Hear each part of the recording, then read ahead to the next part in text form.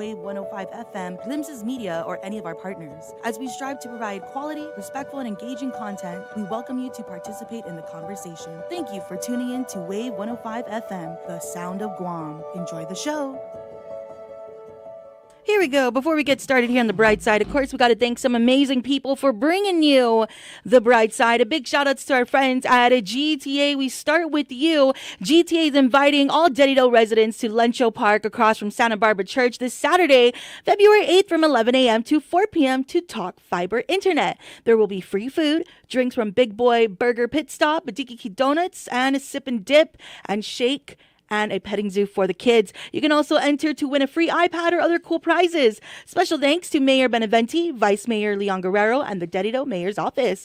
The show is also being brought to you by our friends at Sherwin-Williams. That's right. Sherwin-Williams is hiring inside and outside sales. So be sure you check them out. You can apply in person Monday to Friday, 8 a.m. to 5 p.m. You can call 671-646-8050 or email your resume to sw@pri-guam.com. We also want to thank our friends at Local Jerk, bringing you the bright side. Spice up your life with the hottest jerk to hit your mouth.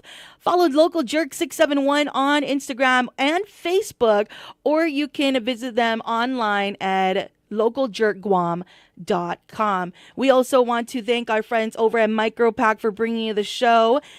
Find your perfect match at the Made for Each Other sale. Follow Micropack 671 on Instagram and Facebook for more info and updates. We also want to thank our friends at Subway. Be sure to visit them online at subwaypacific.com. And we also want to thank our friends at Chili's Grill and Bar. Chili's, more life, great food, and memories happen here. Half a day, everybody, and welcome to the Bright Side.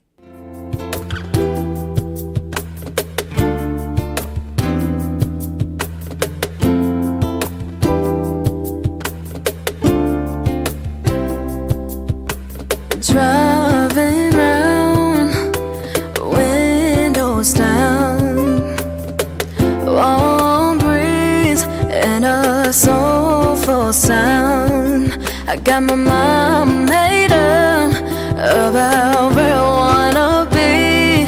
Can't nobody take my home from me.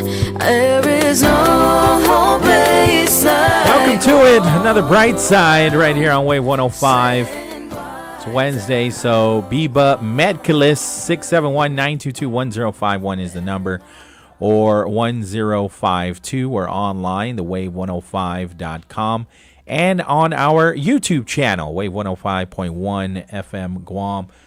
Before we get to it, Reese is our producer once again, and so I feel like it was meant to be.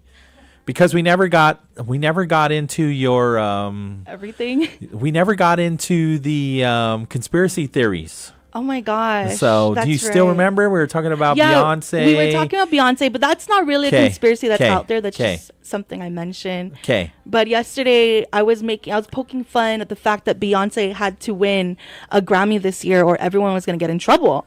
And we're all like, what do you mean? I was like, well, she's Illuminati. And, we all kind of know that. Some of us believe it, some of us don't. Sure. And then I brought it up. The reason why I brought it up and said that she's going to take out everyone is because at the Oscars, and shout outs to our listener, they're the ones that actually told us what the award show was. They're like a fellow conspiracy theorist here. I'm like, yeah. So at the Oscars, and you know what? I should have done my homework. I can definitely look it up now. But at the Oscars, the hostess, the lady that was hosting the Oscars, she said that this is a godless town and nobody believes in God here. Straight up. And everyone laughed at that. I think, was she the host? If she was the host, I think she was joking. And I think so too, but there's some truth to it. Exactly. You know what I mean? Like, she probably was joking, but she's like, no, this is really So, there's some truth. And unfortunately, it was right after those events had transpired that the LA fires had happened. Right. So everyone was saying, because this person said that, God was like, oh yeah? You guys don't believe in me? So that's what was going on out there about that. And again, this is not to say that, this is not to disregard, the lives and this very seriousness of the situation. But still, it was just such a crazy thought. I mean, it was something that happened right after that whole thing happened, Pauly. Like, after that happened, that's when the fires happened, So I think it's just a testament to say, like, don't say stuff like that. Like, don't be messing with God. Right. I also read this. I'm sorry, this is a different thing. Yeah, but let's go. I also read this other story. It was on Sorry, Instagram. I'm still hearing the song. You know what? I think that's is it me. you? Okay, I I'm think like, it's me. I'm trying to figure out, is this my laptop that's still going? No. Is it my phone? No, you know what? It's me. I got Okay, you. Okay, okay. so she's done. Okay. But I saw. sorry, not nangapago. So another story that I saw, and Okay. it has to kind of do with God. It was a priest, and they were in this place, and the priest was taking the confession of someone, Okay. and the priest said, "Okay, you do this, this, but don't come back and do it again, or I'm not going to forgive you." Whoa. So the sinner, goes back. Okay. Or he goes and does his thing, Okay. and then he comes back for the same sin again. Okay. And the priest said, "No, I'm not going to forgive you." This is all summation, by the way, Okay. of what I read. Yeah, but yeah, anyway, yeah. so what happened was the crucifix in the back, Jesus's hand fell, like it, like just was not on the nail. So they took that as a sign, like, all sins must be forgiven, because if God can Sure, do that, then sure. who are you to say as a, someone Right. here on earth? Yeah. So that was a pretty crazy story to me. I was like, Yeah. oh my gosh. That's intense. Why is everyone trying to like fight God today? They're like, and God is usually open. He's like, go ahead, I'll take the punches, everyone. It's fine. But in this situation, he's like, Yeah. oh no, I'm done. I think, Sure. God was just done. I get it. I have one more thing to share. Yes. Okay, one more thing, and it is One about more. God too. I'm so sorry, No but I worries, was we're watching. on it. We are. Yeah. I was watching this video online, and it was talking about this. I don't know if he was houseless, but it was kind of set in that way, or so it seemed. And he was basically saying a poem, and I don't remember the whole poem, so I won't recite it. But there was a part that he said. It was like the headline of the poem. It was like, if God ever decided to take a strike, what would happen? What do you mean take a strike? Like, if God wasn't doing what, and again, I know not like everybody quit believes. his job? Correct. If 'Kay. God just stopped being God, 'Kay. what would happen? Would we, like, Cease to exist? exactly. Like, no one ever thought for a moment, what Right. if God stopped doing what he's doing? Like, what if on Right. the 8th day, on the 7th day, he's like, I'm just sick of this. Yeah. Why am I making this whole earth? I'm just going to stop. Right. He took Or quit at day 5. exactly. He's like, you know what? Who needs the weekend? We're gonna give them 5 days. Yeah. So Yeah. that's it. Thank you. Thank you so Wow, much. you're a deep thinker, yo. Pauly, I have to thank the people around me. Does that stuff keep you awake? Sometimes. Sometimes? And sometimes it messes with. When I say it messes with my morals, it makes me really think about everything that's happening. Sure. Like the whole thing, question everything. Sure. But that also messes me up mentally because now I'm questioning everything. Oh, and yeah. I'm like, Got to, what's though. real? What's not real? Right. Is this the Matrix? Is Right. this not the Matrix? Are we in Sims? Keanu Reeves, please, are we in Sims? I believe that. Like, I really believe those, Yeah. like, those stories that come. It's like when you're doing something and then just randomly you forget. Sims. I was like, yo, because in the Sims, they do that. They're like, and they're walking, and then they just like stop suddenly, like you canceled their task, and that's how it feels like sometimes. It really feels like someone's just on their Right. PlayStation, like, I'm gonna make my Sim do this walk. Oh, cancel. This And then is you're like oh, super sophisticated, right? yeah, Because it's not like we wake up and all of a sudden we have a new set of clothes. no, Like we actually had to go buy those clothes. So Yeah. it's super sophisticated. yeah. There's a lot Yeah. of things, But every now and then there will be a glitch in the matrix, yes, right? Yes, absolutely. And I don't know if you ever seen those videos of like where there's a glitch and it's like they're really off, or like they look really weird for just that second that you caught the glitch, and then they go back to normal. Yeah. Or there was even this. Oh my gosh, we just keep going. Again, these are all go. just videos, and I'm sorry. LFG, let's go. I love drink. Sorry, I'm just yelling at everyone now. But there was this other video that I saw. Gosh darn it, I forgot who the celebrity was. But there was a video of a celebrity getting his hair cut, and when the person was cutting their hair, when they blinked, it turned into lizard eyes. What? And then when he blinked again, it went back. Do you believe in lizard people? Oh, no. Fair. No, but tell me about them. Well, they say that the lizard civilization, or there's a lot of different things about them. Like, a lot of people assume that celebrities are lizard people, and that's why they're all dressed up like that, because at the end of the day they unzip themselves, whoop, and it's like back to That reminds me of the movie The Arrival. oh Yeah, I think Okay. it was Charlie Sheen. So there's 2 different Arrival movies. okay. So it's the one where aliens have been living among us. Yeah. And they're in human bodies. And you'd be surprised at who's human, Predictions, Pauly. who's an alien. I think even Marvel Secret Wars does it as well. Oh. They do that as well, and Okay. it's on Disney Plus right now. But I still remember the comic books of the Secret Wars, and Interesting. yeah, so they're mean, among us. You know what, Pauly? They're stories for a reason. They Right. had to be based off of something. My favorite person to speak about these things, and because he backs it up, is Rand Kaufman. Rand Kaufman backs it up with some amazing. He has some stuff. Yes. Yeah. And so he was Yes. talking about, I forgot the age. He might be listening. Hey, Ron. But where these people, they're part of like the 27 Club or something, Okay. where at some, I think when they turn a certain age, they've all died. Whoa. Yeah. And they're huge celebrities, Oh, right? like Amy Kurt Winehouse, Cobain. Kurt Cobain. Yeah. Yes, the 27. Like they have to. Is it something They like they died have? on their 27th day or 20. I don't know. I'm probably sure we can just Google it. But Yeah. but, I've heard of that one. yeah, And I don't know if they're saying like it's like a sacrifice. I don't know. Sheesh, I don't know. It could go as deep as that.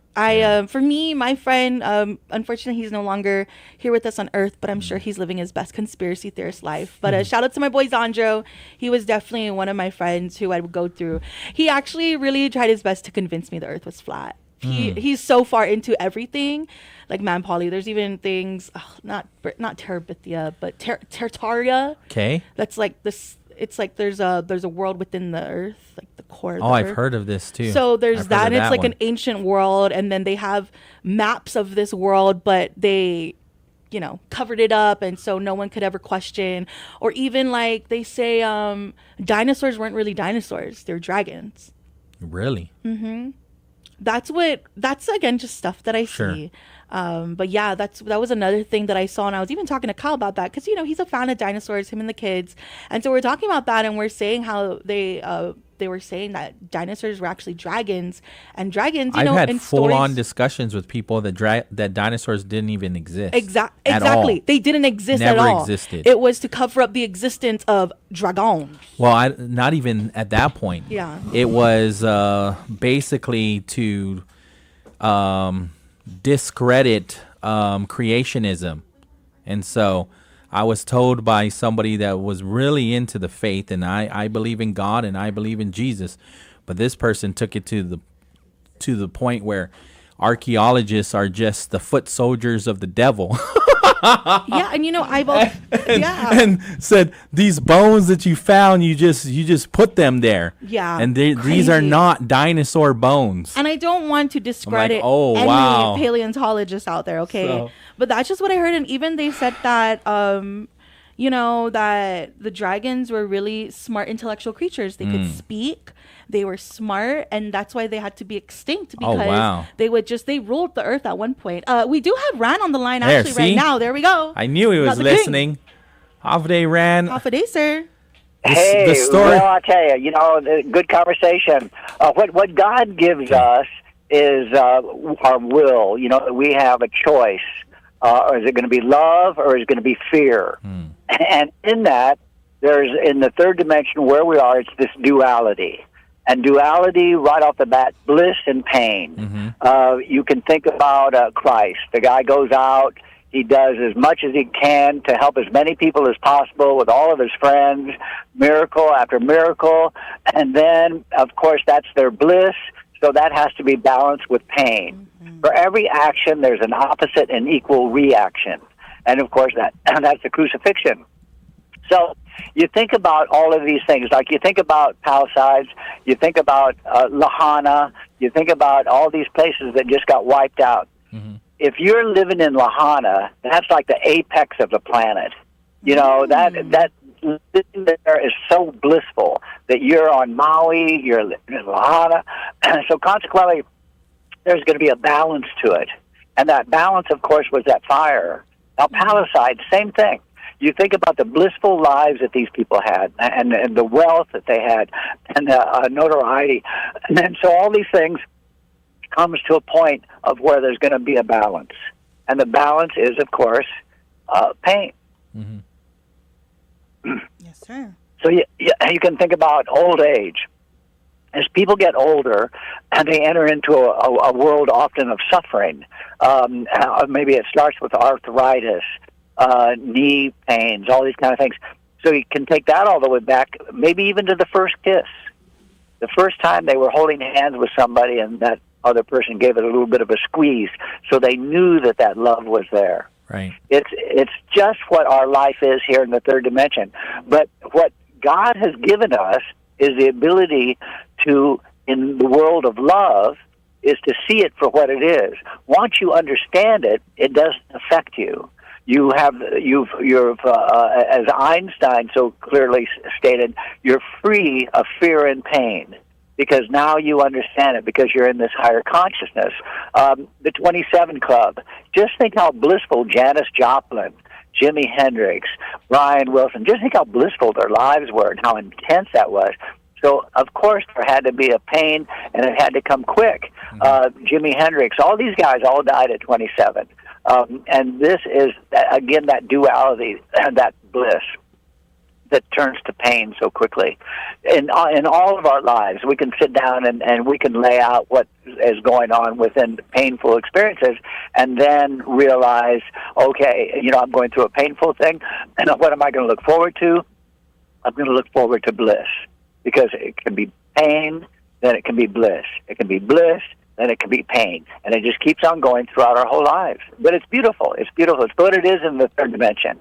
But we don't want to commit suicide because of it. We don't want to have ourselves in situations where we get super depressed.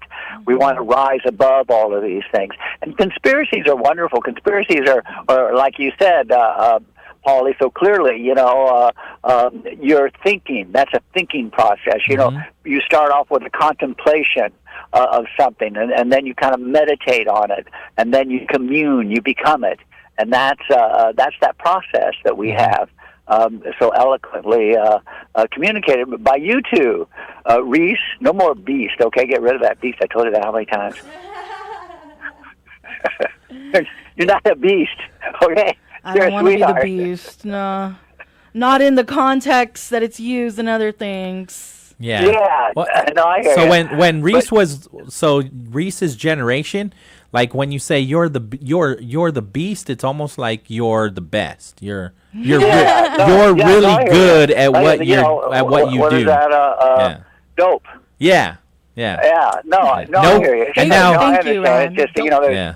maybe some little kids are coming. Right. They say, "No, I don't want Reese to be a beast. I love her." Yeah. I always get that. Yeah. Like the kids even today, like they say no cap, and so Right, when Reese right. was when Reese's was in school, it was beast. Like you're beast. Oh man, Beast you mode. are. Yeah, there you go, Yeah. beast mode. Right. So now it's all right, no. I understand. Keep on being beast Yeah. then. What the heck? Thank you, Ron. Yeah, the new But generation anyway, says no does that cap. make sense what I'm saying to you? Yes, Of course. very much That- so. I will that never clarifies forget I will never forget the conversation. I got it correct too. It is 27 Club. So Yeah, it's the 27 yeah. Club. You can see it. It's on YouTube. Everybody Yeah. can look at it. Google, a long list. Yeah. Amy Winehouse, the latest one, 27.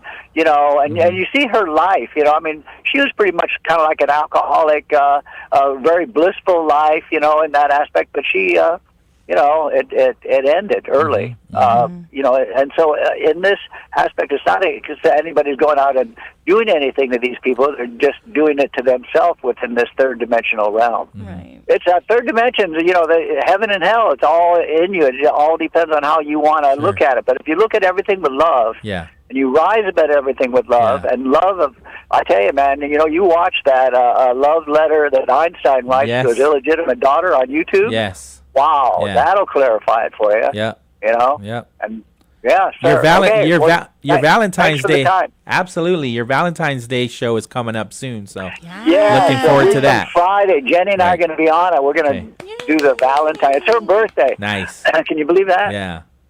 No, That's some serious stuff for me, man. Yeah. Having a wife that day on Valentine's Day. Right? Wow. Yeah.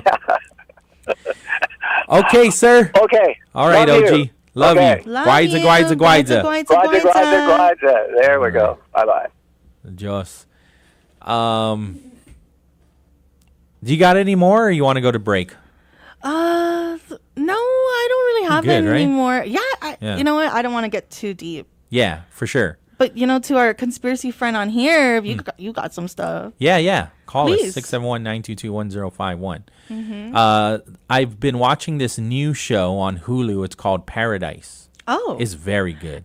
I don't want to spoil it for people because I'm only on I just finished episode 2. Oh, wow. But it reminds me of Lost. Okay. It's a guy that is Secret Service. Okay. And he is protecting the president. Okay. And so what I will say, because it happens in the very beginning part, is they're trying to find out the mystery of the president's death.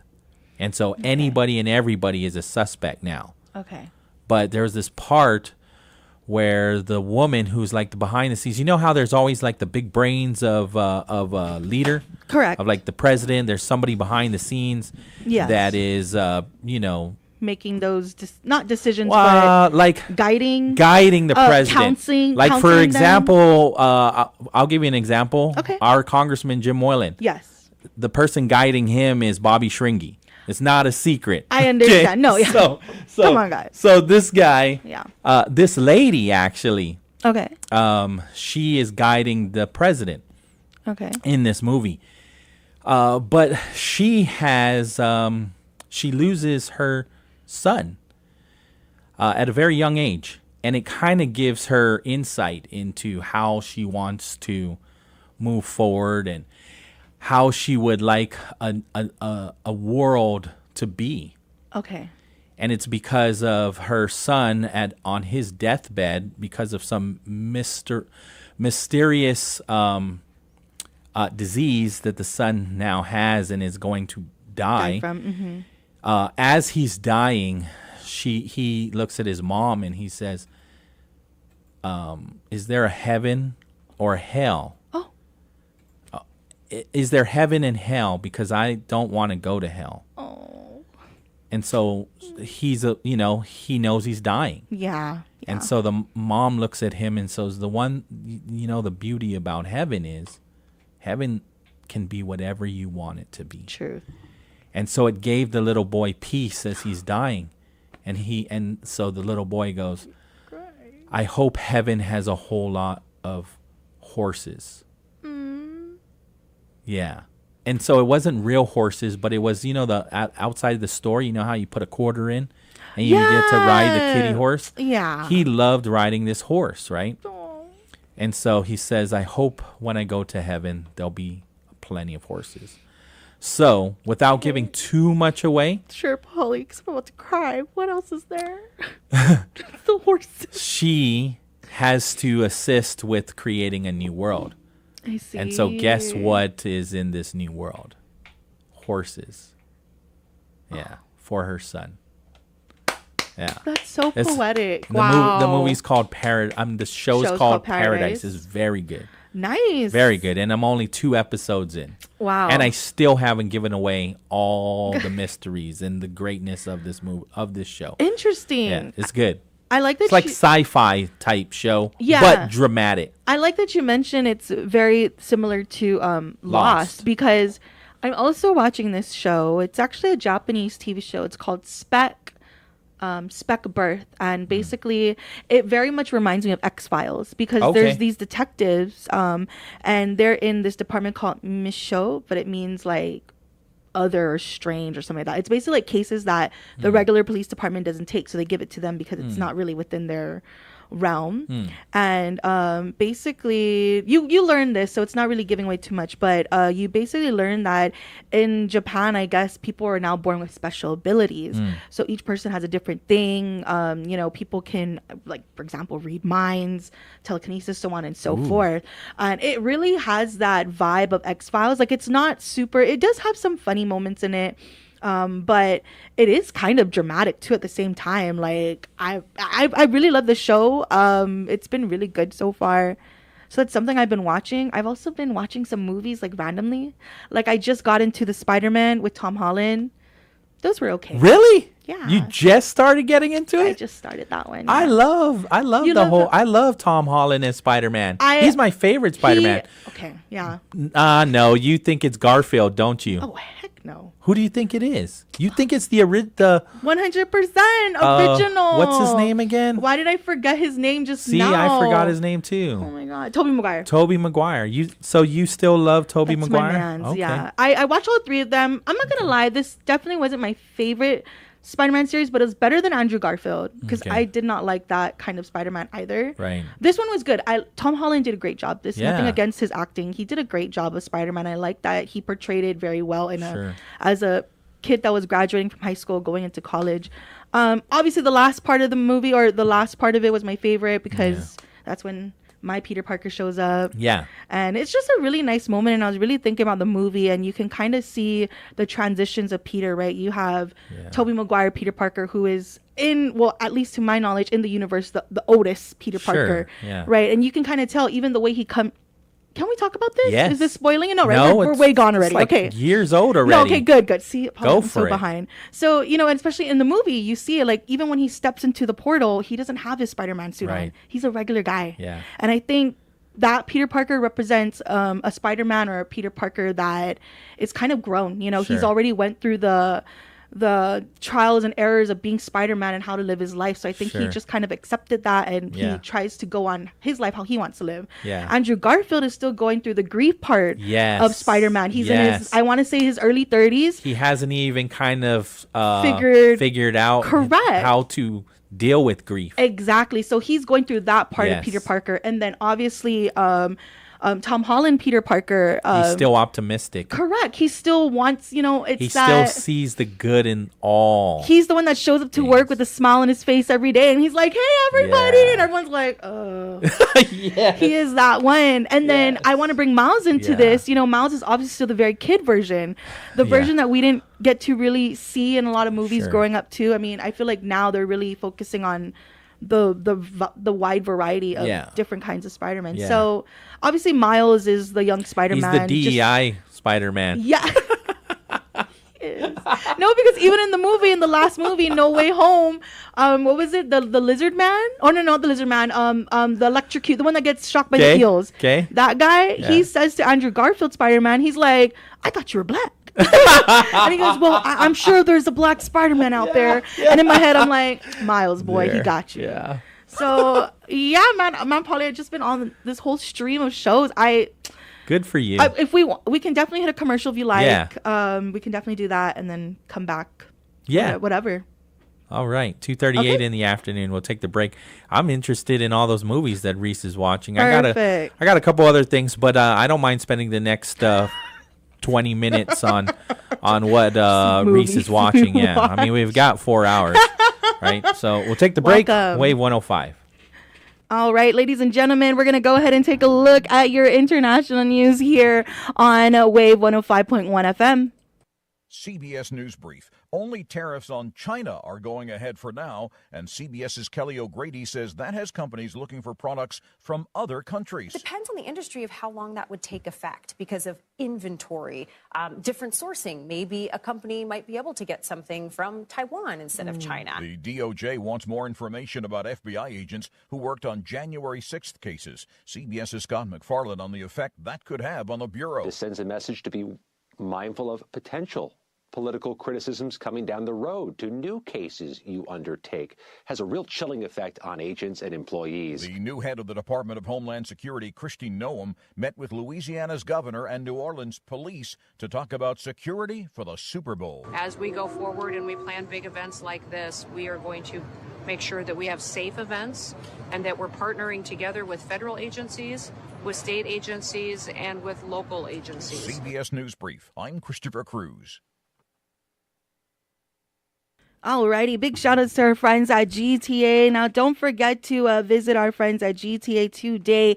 They want to let you know what they got going on, what they're working on to ensure that they can provide a great service for you. GTA Fiber, a revolutionary technology that will transform the way you experience the internet. Say goodbye to buffering and lagging and say hello to the lightning fast speeds, seamless streaming, and unparalleled reliability. GTA Fiber is now available in Dedido. We offer fiber fiber internet speeds up to 1 gig. For a limited time, we are offering up to 6 months free on a 2-year contract. Join us this Saturday, February 8th from 11 a.m. to 4 p.m. at Lencho Park across from Santa Barbara Church. There'll be free food, there'll be drinks, and a petting zoo for the kids. And anyone who signs up on Saturday will receive a $100 gas card.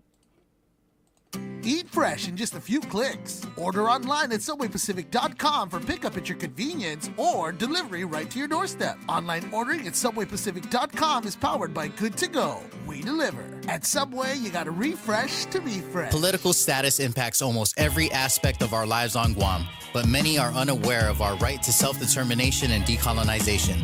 What does it mean and how can it improve our quality of life? Join the conversation, ask some questions, and learn more about your right to self-determination and the 3 legitimate political status options for Guam. Tune in to Challenge the Status Quo every Monday from 10 a.m. to noon on Wave 105.1 FM, presented in partnership with the Commission on Decolonization and Glimpses Media.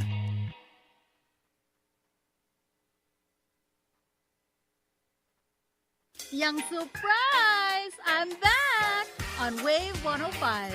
It's your girl Nene every Saturday from 12 p.m. to 4 p.m. Catch your island music tidal wave with Nene. Brought to you by San Lorenzo Laundromat. We'll be getting right back into the Brightside here with Pauly, Suba. Of course, we just want to thank some of our sponsors.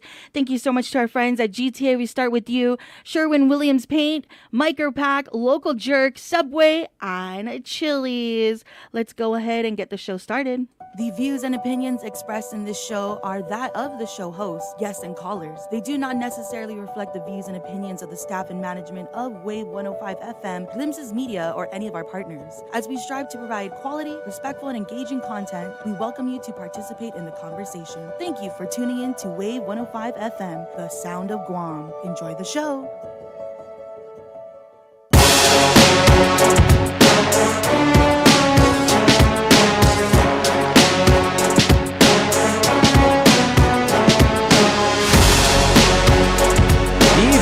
Meculus. It's the Bright Side right here on Wave 105. Hanging out with Reese. She's our guest producer today. Yes. So we're talking about Spider-Man movies, and so you ran right through all of them, like you were watching them back. You went like on a marathon. I definitely did not start from the way beginning. Okay. I just started with the Tom Holland because I've never seen that. And then you're remembering the ones that you watched in the past. Yeah, correct. Got it. Okay. Yes. Okay. I will say about Andrew Garfield though, like I'm happy for him. Yeah. Because again, he tried to save Gwen. He did. Right? Yeah. And didn't. Oh, yes. Go ahead. And then he was able to save MJ, the new MJ. Yeah. And you can kind of see it was like a retribution or like, yes. You know. For him, it was like being able to do what he... Redeem himself. Correct. And I mean, to him, redeem, right? Right. Because he felt like it was his fault. So that was definitely a moment in the movie, too, where I was like... Yeah. He must feel so, like... Right. Just better, you know? Which is a little bit better. Just a little right? bit. Yeah, because obviously it's still... It's not the same, but... It's still hurting him inside. Yeah. That he lost the love of his life. Yeah. In that way, in his arms. Yeah, exactly. Yeah. I remember that scene. That was so tragic. I was like, you thought it was good? Right. And then it wasn't. Yeah. Yep. And so, again, it gives him, you know, he second guesses everything. Yes. Am I worthy? Should I even be doing this? All of that. Mm-hmm. And so it was like redeeming himself in that way, or just, you know, it didn't make up for it, obviously, because you could still see he's got a lot of grief and trauma. He was happy but hurt. I think at the same time, right, that he was happy that he was able to save this MJ, but he wasn't able to save his own. Right. Yeah. So what else are you on? Oh man, Pauly, I don't know what I've been doing with my life, but I've just been going home, and, you know, and chilling, meditating, and watching movies. And one of my favorite movies that I was able to watch recently was called Molly's Game. It actually came out a long time ago. I watched a little bit of it. Yeah, so for anyone... It's cards, poker, right? Correct. Okay. So it's about this lady who was a pro athlete at one point. I think she was even trying to go for the Olympics, and she had injuries, and so she stopped and she started getting into I forgot what she was doing. I think she was just trying to live her own life, and then she met this friend or this person, and they kind of introduced her to this world. Yeah. And then she kind of became a big person herself in the poker world. Yeah. With not just dealing with people that she sees every night, but celebrities. And this is based on a true story. Yes. So celebrities, politicians. She basically stood up a poker house. She did. Yeah. She had a poker place, man. She was running the biz. Yeah. So that was a really good movie. I enjoyed that. I also watched Mirror Mirror. Have you watched that one? Mirror, no. It's just a comedic take on Snow White, basically. So it had Jennifer Garner, some other I'm sad that I don't remember the other celebrities, but that one is just like a funny take on Snow White, which was good. And then I also watched Renfield. Have you ever watched that one? Sounds familiar. It's the same guy that plays Warm Bodies. Okay, yes, I did. It's Nicolas Cage. Yeah, and he's a vampire. Yeah, Nicolas Cage is Dracula. Yes, and so the dude is like his assistant, right? He's his, they call him a familiar. But his assistant. But right. I don't know. I know how it works. This is usually vampire folklore. Where the vampire will bite you, but you won't fully turn vampire. Yes. But now you are his servant, right? Exactly. Yeah. So you serve him. So that was really funny. What else? I'm trying to remember whatever else I watched. I was just going down the line. I did watch more. I watched Jurassic Park again just to kind of refresh myself, because I didn't watch any of the world ones. I haven't either. See, thank you. I'm not the only one. Yeah. Yeah. And I think that's pretty much it. You know what? I think I really enjoyed the Pauly, Spider-Man's actually one of my favorite heroes. Like, it's not that I'm not really a Marvel fan, but not that I hate Marvel. I don't really care for either or. You know what I mean? I like who I like. I don't pick a side. Sure. But Spider-Man's definitely one of my favorites, and I think it's just because he's always been that like friendly Spider-Man. You know, that your friendly neighborhood Spider-Man. Like, he cares about. I mean, I know superheroes have to care about the whole world. Sure. But I feel like it was made a point, or he made the initiative to make sure that he was also helping his community. Sure. You know, his own state, his own town, his own village. Yeah. And I love that, you know, and I think even Aunt May in the story, the way she portrays it, like, you know, always be kind, even if you know, this person's bad, you know. Yeah. Try to help them. If they're asking for help or if they need help, then why not? And I think that really helps to shape my morals and values. Is like, I know that there are bad people out there. I'm not gullible to that. I'm not stupid to that, you know, but I still want to help, you know, if I can. And if they want, why wouldn't you? You know, sometimes bad people just make bad decisions, and sometimes they're trying to get better, but it's hard because everyone always expects them to do bad because of their one bad decision. Yeah. So it's like, it's not fair. Unfortunately, it's, to me, I say it's not fair, right? You do what you do and you have to face the consequences, and I get that. But if you already served or did what you had to do and you're trying to make better for yourself, but no one's giving you that chance, then you just kind of believe that you really are a bad person, and there's no I love that you say that. True, it's true. Because I was watching Judge Alberto Lamorena today. Oh, yes. On the Mayor's Council of Guam meeting. And that's exactly what he was talking about. Yeah. About rehabilitating, but then re-entry back into the community. Yes. You served your time. Yeah. And so, you know, how can we, you know, not look down on people that have served their time, give them another opportunity. You know, we're not perfect. None of us are perfect, right? For sure. And so we all deserve second, third, fourth chances for sure, right? I believe that. Yeah, and so we're going to get into that. I think we'll get into that in the 3 o'clock hour since you brought that up. All right.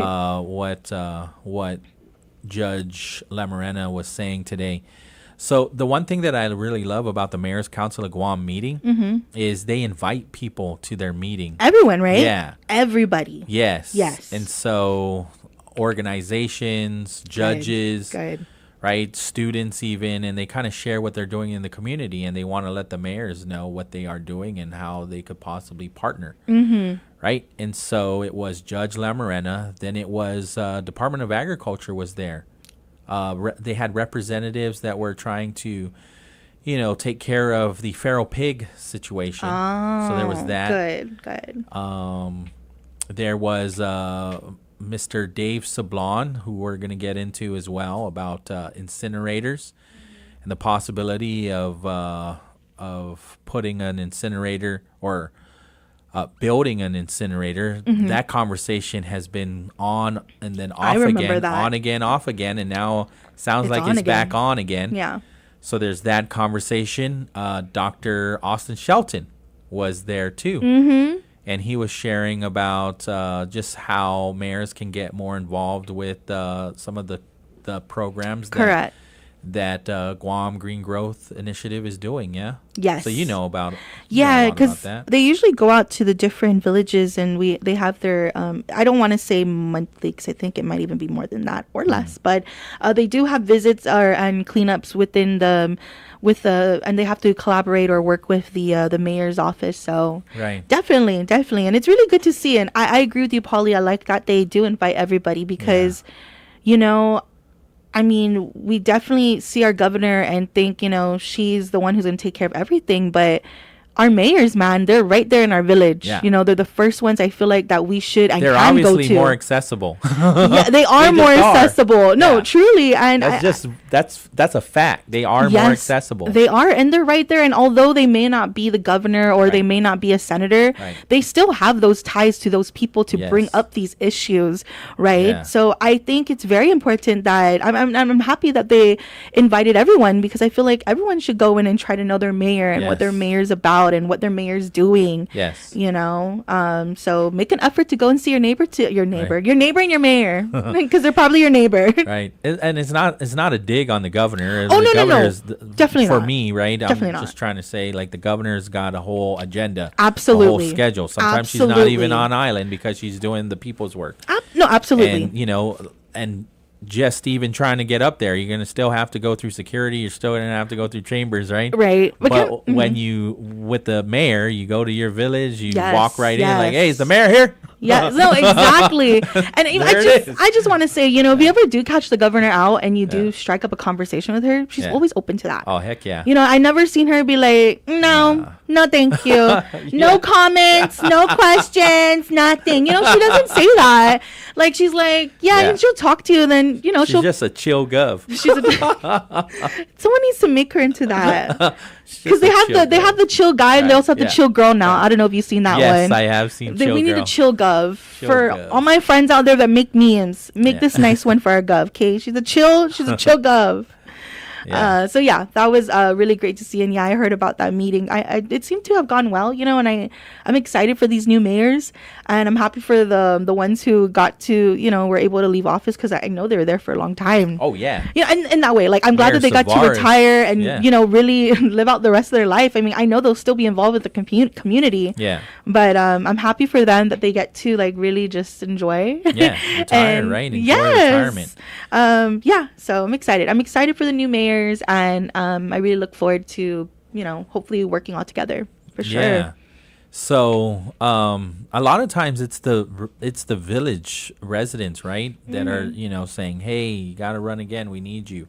Yes. A lot of times that's what's when talk about you're running again. Like, sometimes it's because of a majority of the time it's because of the people that they want them, that are saying, no, we like what you're doing. Yeah. We need you to stay in that position. Yes. And so, that drives them to continue, because at the end of the day, it is public service. Yes. And so, you're one, you could clearly be one and done in a village. It doesn't matter whether it's a small village like Asin Maina or Dedido.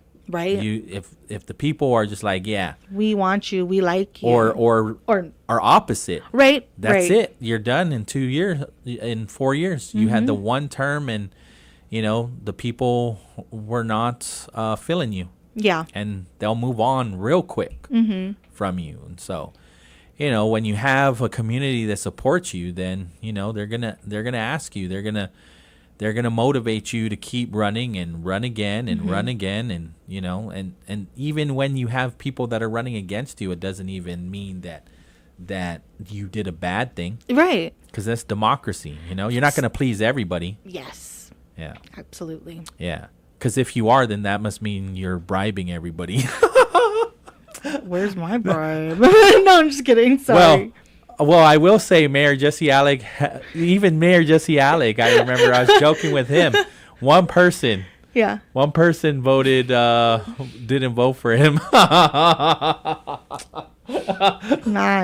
person wrote somebody else in or something like that. I forget. It's hilarious. I was joking with them about it. Yeah. But so the mayor's council meeting was today.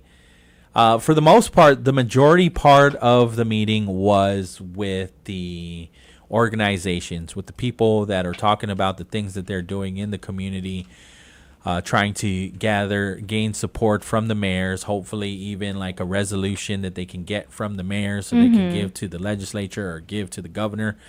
And in essence, what you're doing when you get a resolution from the Mayor's Council of Guam, you're saying this is what the people want through their representatives. So you bring to their attention what you're doing, and you hope to gain support, or you're there letting them know what you're doing in their villages, right? Or we'll be in your village. We just wanted to pay our respects, come to you guys, and share what we're doing, and so you're aware. And so I like the fact that they do that, right? So the majority of that meeting was that, and then after, which we will get into again in the 3:00 hour, was liberation.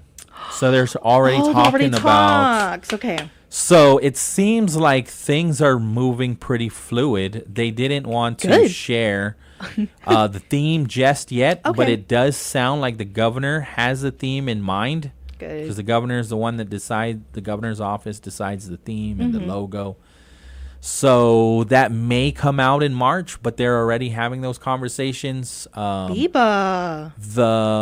talk from, BJ Terlai is the mayor of Zotnya, but he's the chairperson on the Liberation Queen committee. Okay. And so he's got some different ideas on how to do that. Good. Yeah. Because it's been kind of the same kind of process, right? At least for the Queen wise, they just raise their money and good. The one that wins raises the most money is the Queen. Right. So he's got some other ideas. I like that. Yeah. Level up. Let's go, Right. Guahan. Yeah. I think it's time to finally move from what we have right now and be better. Well, to be fair, right, the reason why they would do that is they're raising money.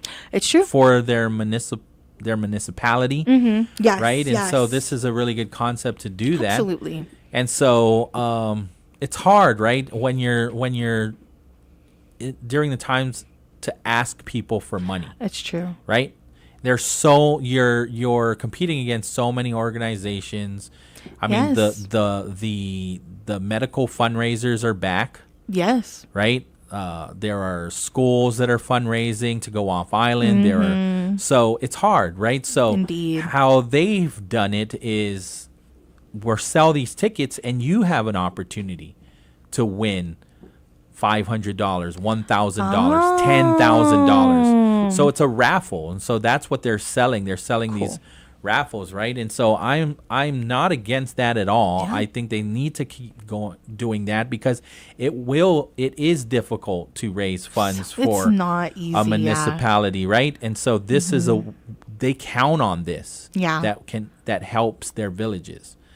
So we'll get into that after the CBS break, but I think what we'll do first before we do that, because you brought up about how people tend to look down on people that have, made bad choices. Yes. We'll start the 3:00 hour talking about what Judge Lamorena was saying. Okay. Yeah, which he had shared at the council's meeting. So it's 2:59 in the afternoon. We'll take our break, and then we'll have that conversation on the other side of this. We are KGUM FM in Hagåtña, Guam. This is CBS News on the Hour, sponsored by O'Reilly Auto Parts. I'm Michael Wallace. President Trump is meeting with Israeli Prime Minister Benjamin Netanyahu at the White House this hour. National Security Advisor Michael Waltz says they have plenty to talk about. Rightly, our discussions will be focused on the future of Gaza, the destruction of Hamas, and, of course, getting our folks out. CBS's Weijia Jiang is at the White House. I think the top line is going to be how Israel is implementing phase 2 of the ceasefire hostage negotiation deal that was brokered under the Biden administration, but of course up to the Trump administration to carry out. Democrats are promising a fight over Elon Musk's Department of Government Efficiency.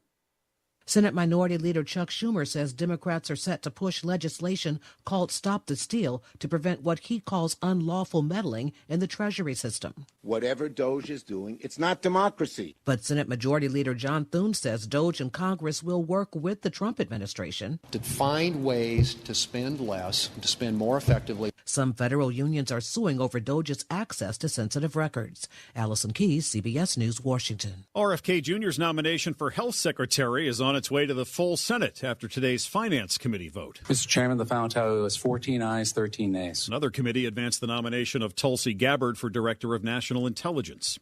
The FBI has given the Justice Department a list of 5,000 agents and employees who worked on the investigations into President Trump.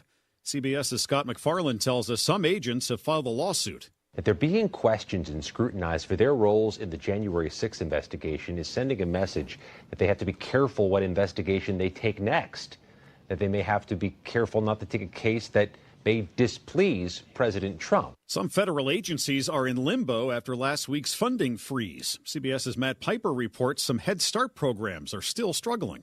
The worry is that Head Start, where low-income kids are in preschool programs, will begin to shutter because of a lack of funds. I'm very concerned about Head Start's future. Joel Ryan is with the Washington State Association of Head Start. I've described it to people as sort of a rolling blackout, where there are some Head Start programs, depending on the time of day, are able to draw down their federal dollars while others aren't. He thinks there's a Trump administration agenda to cut services for low-income families. Matt Piper, CBS News. 2 days after the shocking trade that sent NBA star Luka Doncic from Dallas to the Lakers, he met the LA media today. I'm just excited, to be here to start this new journey.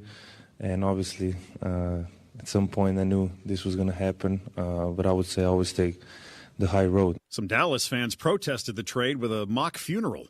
This is CBS News. Think O'Reilly Auto Parts for all your car care needs. Get the parts and service you need fast from the professional parts people at O'Reilly Auto Parts.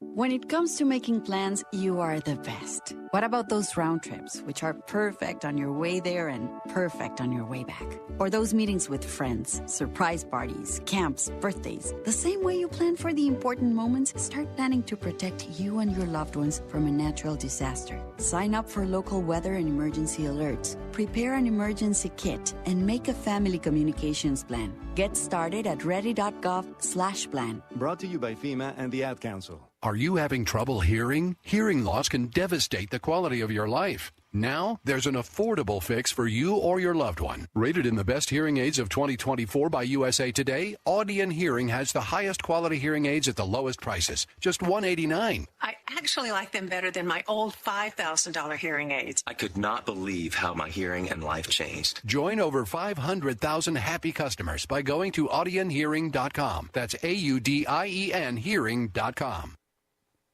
No wonder why so many teachers say they're frustrated and burned out. Teens spend an average of 1.5 hours of their school day on their phones. A study in JAMA looked at smartphone use among teens ages 13 to 18 and found while overall they're spending an average of 6 hours a day on their phones, a quarter of that use happens at school. This comes as some states look to ban phone use in schools altogether. CBS's Michael George says the study found teens mostly use their phones to text and scroll through Instagram. U.S. and British researchers now say the two Grand Canyons on the far side of the moon were carved out by debris from an asteroid that hit the moon nearly 4 billion years ago. That asteroid was 15 miles wide. Both canyons are about the size of the Grand Canyon here on Earth. The debris was scattered elsewhere. It did not cover up the moon's south pole, where NASA hopes to land astronauts by the end of the decade and collect 4 billion-year-old rocks. Michael Wallace, CBS News. A new study finds that drugs like Ozempic and Zepbound lower the risk of 42 health conditions. I'm Jeff Colvin of Fortune magazine with the Fortune Business Update. The two main makers of these drugs, Novo Nordisk and Eli Lilly, have become enormously valuable companies because the drugs treat obesity as well as diabetes. Now, a huge study of nearly 2 million patients finds that the drugs help prevent dozens more health problems, including substance abuse, schizophrenia, Alzheimer's disease, dementia, infections, liver cancer, and blood clotting disorders. It's too early to say these are miracle drugs. We don't know if their benefits last over long periods of time or if these medications carry serious long-term risks. So will the protective effect of these medicines be sustained? One of the researchers says that is the billion or even trillion-dollar question. I'm Jeff Colvin. All right, we're taking a look at the time, 3:05 in the PM, ladies and gentlemen. Let's go ahead and take a look at what's going on the streets out there. Here on Guam, taking a look at the roadways, not too bad at all. Definitely no heavy traffic. There is just a little bit, though. Again, nothing too heavy. I feel like this traffic is just a breeze. You know, you might have some cars here and there. My Road, for anyone who's trying to get out of My Road and make your way onto Route 4 in Chalampago, there is some traffic coming out of there. And then in Otdut, right in front of, I believe this is the tattoo parlor shop on that right side, there is some traffic there as well. Aplamie's not too bad, which is really great to see. Hagåtña, there is some heavy traffic right here in front of the intersection where the pool is at, and then it continues if you're continuing forward to the Chikapua Loop intersection. But it's pretty clear there, which is really great to see. So I guess just making your way there, you'll definitely catch some traffic, and then as soon as you get to the Chikapua Loop, it's pretty clear. Now, moving elsewhere, let's see, into Muning, not bad at all. In front of the intersection where Airport Road is, that's really great to see. Although for anyone who's traveling northbound on Route 1, you're on that North Marine Corps Drive. Northbound is looking good, but for anyone who's headed southbound, that is another thing to look out for. So again, just drive safely, Guam, while you're out here on the roadways, and continue to keep it locked. We'll be checking in with the Brightside up next. Today is Pauly, Suba of Wave 105 and host of the Brightside. Get ready, because the Brightside just got brighter. We're hitting the radio waves from 2 to 6 p.m. every weekday, baby. We'll dive into local politics and highlight what's happening in your community. Call into the show or leave a comment and share what's on your mind as we figure out these world problems together. We'll talk to the people that are moving and shaking things up. The Brightside is brought to you by Vitali's Italian Restaurant, GTA Teleguam, Chili's, Good to Go, and Subway. Take a break from all of that shade and join the Brightside on Wave 105. There are so many reasons to say yes to priority banking from First Hawaiian Bank.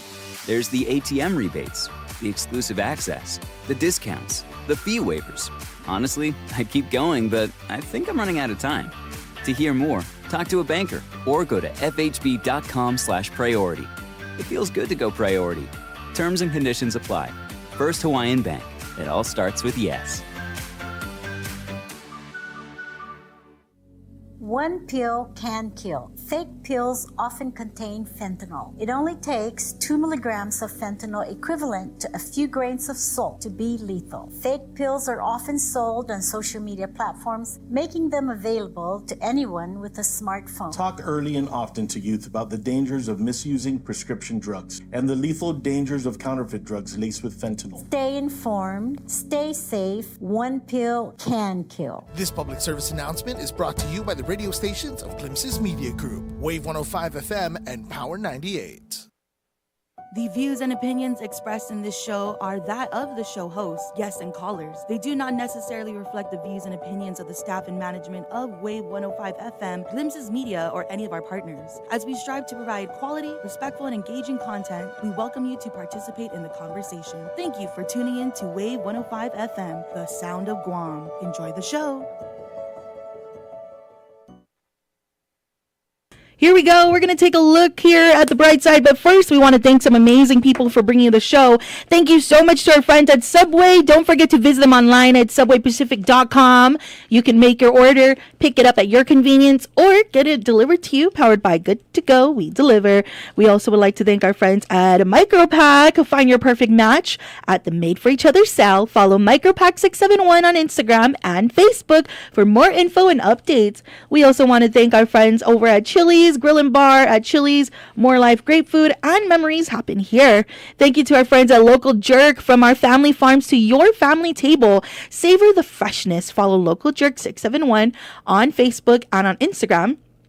Or you can even visit them online. That is localjerkguam.com. We also want to thank our friends over at GTA. We start with you. Be sure to check out our friends at GTA today. Or better yet, check them out this Saturday. GTA is inviting all Dedito residents to Lencho Park across from Santa Barbara Church this Saturday, February 8th from 11 a.m. to 4 p.m. to talk fiber internet. There'll be free food, there'll be free food, drinks from Big Boy Burger Pit Stop, Dickie Donut, and Sip and Dip and Shake, and a petting zoo for the kids. You can also enter to win a free iPad or other cool prizes. Big shout outs to our friends at GTA. We start with you. Ladies and gentlemen, let's go ahead and begin the show. If I could just find the correct song for Pauly Suba here. Again, welcome everybody to the bright side here with our boy Pauly Suba.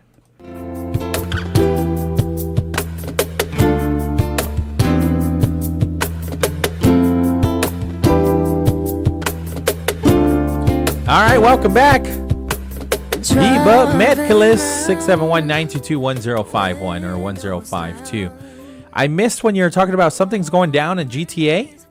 Oh, yes. So this Saturday. I missed it. This Saturday. Yes, sir. So this Saturday, GTA is going to be having their fiber outreach. So they're going to be talking to, because I know that they just put in the fiber in the Dedito area. Okay. So they want to invite Dedito residents to come in, nice. talk with them about fiber internet. And you also have the chance to sign up for it if you didn't already. There's a lot of great things going on. So again, this is at the Lencho Park across from Santa Barbara Church this Saturday, February 8th from 11 a.m. to 4 p.m. Okay. Yeah. They've done this before. Yes. Yeah. Nice. Let's see here. So again, Judge Alberto Lamarena, which I just have a big smile on my face when I see Judge Lamarena, because I just think of Senator Tony Lamarena, his brother. Yes. Right? Yeah. Yes. So it was really cool just to watch and listen to the judge and gain some insight on what we are dealing with, what we are facing as an island when it comes to crystal methamphetamine and how it has tore families apart. Yes. And so he was there today at the Mayor's Council of Guam meeting, and he's mentioning that mayors are often the first people residents turn to in times of crisis. When people are in trouble, the first people they contact is the mayor, because that's the person they know. And so he shared the persistent issue of substance abuse, especially crystal meth. He described it as very noticeable in many of the villages. He said in the 1990s, nobody heard of methamphetamine or ice. So by 2002, the Superior Court of Guam received over 3,000 cases of people charged with possession of a controlled substance, almost all methamphetamine. Yeah. Yeah. And that problem hasn't gotten any better. So he shared that the role of the Guam's treatment courts, which were established to address substance abuse through collaboration with agencies like Guam Behavioral Health and Wellness Center, Lighthouse Recovery Program, and Oasis. He did say, however, we have too few openings for too many people trying to get in. Most of our treatment courts are federally funded, and they prefer quality over quantity.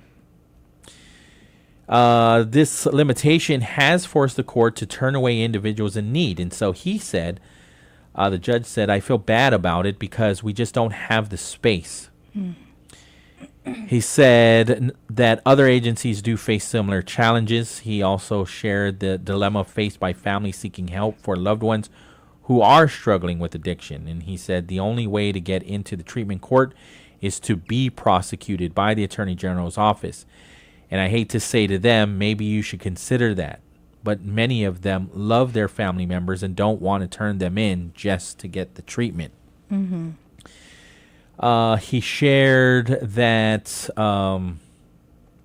recovery is not about finding a cure, but managing addiction. Because once you're addicted, these are his words, you're not cured. Mm-hmm. You have to control your sobriety. Mm-hmm. So he warned without sobriety, everything else, family, careers, they can collapse. He said one trend is the decreasing cost of methamphetamine, which we are aware. We've heard numerous people in leadership roles, in law enforcement roles, tell us this, that the cost of crystal meth is decreasing. It's getting cheaper. And so he said it's cheaper for a person now to buy meth than to go to the gas station, sometimes cheaper than alcohol. And so he's asking the mayors to collaborate with the court and Guam Behavioral Health and Wellness Center, sharing that they are the community's first responders. And so just because, and then he also shared that just because and he even noticed or mentioned that the southern mayors and the southern villages are not exempt from this, because he said, we have a lot of people in treatment courts from villages like Maritzo, Inalahan, and Humatec, just as many as in Dededo, Jigo, and Tamuning. Mm-hmm. And so he likened the situation to a story of a Dutch boy trying to plug holes in the dam. Okay. I don't know if you've heard this story. Mm-mm. I remember it, but I don't. It's one of those. I guess he saw like a leak. A leak, and he put his finger there. Uh-huh. Right, and so trying to Stop that leak. Right. Yes. And then he says, before you know it, there are holes everywhere, and he can stop it. And so he himself, Judge Lamorena, admitted that he feels like that. Wow. He feels like he's the boy. Wow. And he's trying to plug up all the Yes. holes and stop the, yeah. Yeah, and so he said the drug problem is overwhelming in Guam. Mm-hmm. And the strain that it's placing on the island's legal and treatment systems. He emphasized that there is a need for immediate and long-term solutions. Mm-hmm. And so if we can either plug the holes for the immediate goal and then probably be able to better the dam, right? So we can stop the surge in our community. And so the growing burden on the court system is due to the drug-related cases. He even said, I know the Attorney General is vigorously prosecuting possession charges because we're very overwhelmed. He said last year the courts filed about 900 felony cases. Whoa. Half of them were possession cases. So that's about 400 or 500. And that is overwhelming our court system. Mm-hmm. So to address this, he was again sharing the importance of collaboration across the community, saying that what we're trying to do now is try to see if we can alleviate the situation. It's not going to happen overnight, but we do need the help of everyone in our community. And he said, I hope that in the future the mayor invites me back. He said his nephew, so I think the president, Mayor Jesse Alec, I think is his nephew. They were joking in the beginning of because he said Tadza respetu because he did an almond. I would have almond Judge Lamorena too, man, and he's not even my real uncle. But what I did. he just made me laugh when he said it, right? Yeah. And then so he wants to come back and provide like a special presentation Very nice. to the council with the Guam Behavioral Health and Wellness Center and various non-government organizations that are helping the court system, like the Lighthouse Recovery. Mm-hmm. And so he said, especially the mayors, right, who again are often the first point of contact for people seeking help. Sometimes you don't have those answers, and so even for himself, or he noted that some people might feel depressed or disgusted because they don't have the answers. But we're trying to help you now get those answers by working with you and working with us. And so, again, he said he recognizes that other mayors have already started doing things, but the hope is that all the mayors and the municipalities get on board with providing assistance, right? And I think it really just comes down to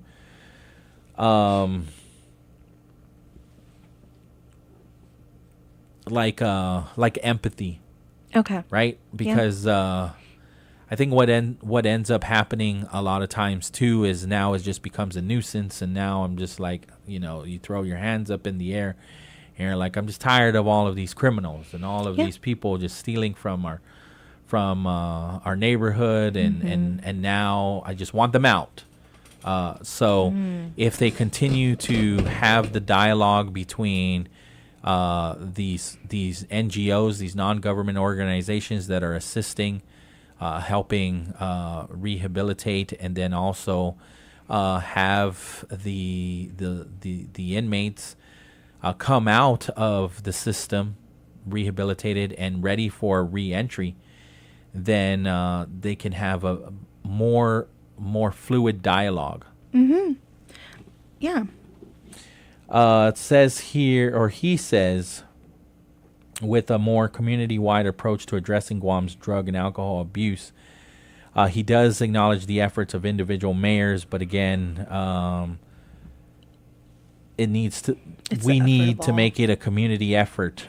We can't just have Agana Heights do it or Tamuning do it. And then the rest of us don't do it or don't put in an extra effort. So he called for a strategic plan that defines the role of mayors in the recovery process. One of the requirements for a successful treatment or sobriety and recovery is to create a social bond between individuals.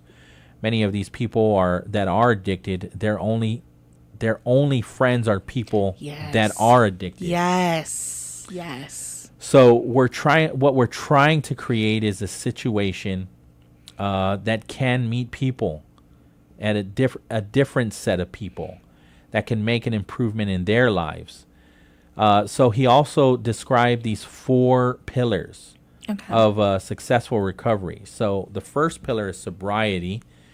The number one thing you have to do to address is your sobriety, because once you take that drug or alcohol, it's all downhill. Yeah. For number 2 of the 4 pillars for a successful recovery is social relationships. He said, if your family is the one that made you that way, then maybe you should help the family or go into a larger community and get new friends or family. I'm sure you have aunts and uncles that have a different viewpoint. Number 3 is employment. Many of the people that have gone through drug addiction don't have jobs. They never work because they're busy addressing their drug addiction. The only way they can get money is they steal it, or they steal. He shared stories from the court, recalling grandparents asking, "My grandson stole my jewelry. How do I get it back?" And so he had shared that you're going to have to confront your grandson. Yes. At some point. Yeah. And then number 4, the 4th pillar of successful recovery is self-worth. Not only get a job, but make yourself a better person. Volunteer in the community efforts that many of you are doing. Believe in it. Socializing and helping others make people feel better is something that works. He says, believe it or not, socializing and helping others make people feel better. Absolutely. He also shared that the drug addiction is so bad that their true love is not their mom or their dad or their job or even their kid. It's that addiction. And so that's why, again, that's why it's an addiction. And that's why you can't treat it like, how do I cure this? But how I must control my sobriety. Yeah, absolutely. Yeah, it's true. It really is about controlling yourself because I think, Judge Lamarana is right, where it's not something that you cure. It's kind of something that's with you forever. And that's why people who do get out of addiction really have to control themselves and not putting themselves in situations with people who could get them into even alcohol. Even if you've done meth, you still have to stay away from alcohol and from other things, including, cannabis, I will say, because those things could lead to you relapsing in another way. So it's tough. And I like that he mentions that, it's hard for them to get a job because they're so busy trying to stable themselves, after coming out from all of this, that now they have to figure out a job. And it's like, and some people will be like, well, they made the decision. But this is, again, what we're saying is they made the decision, they did their time, and now they want to change. Is that bad? We're really, like some people would cast them out like, oh, that's their fault, they shouldn't have done it. It's like, yeah, okay, but they've done their time and now they're ready to really be a part of, our community. Who I really, when you say that, who I think of is Juanita Blas. Oh, love her. Yeah. Iseng song, it's Corazon. Yes. Corazon Iseng song, yes, the heart of the village. Correct, yes. So she also runs Island Girl Power, right? Yes. But what she does and how she has empowered people that are they were convicted at some point. Yeah, and are now they're coming free. out for reentry, right? Trying to better their lives. Yes. She sets ground rules for sure. Good. She sets ground rules and say, listen, I'm not going to hold your hand. Right. But this area is available to you. Here's ways where you can learn a trade also. You can better your craft in a number of things, but also we've got some bush cutting that needs to get done. Yeah, we've got some spaces that need to get renovated.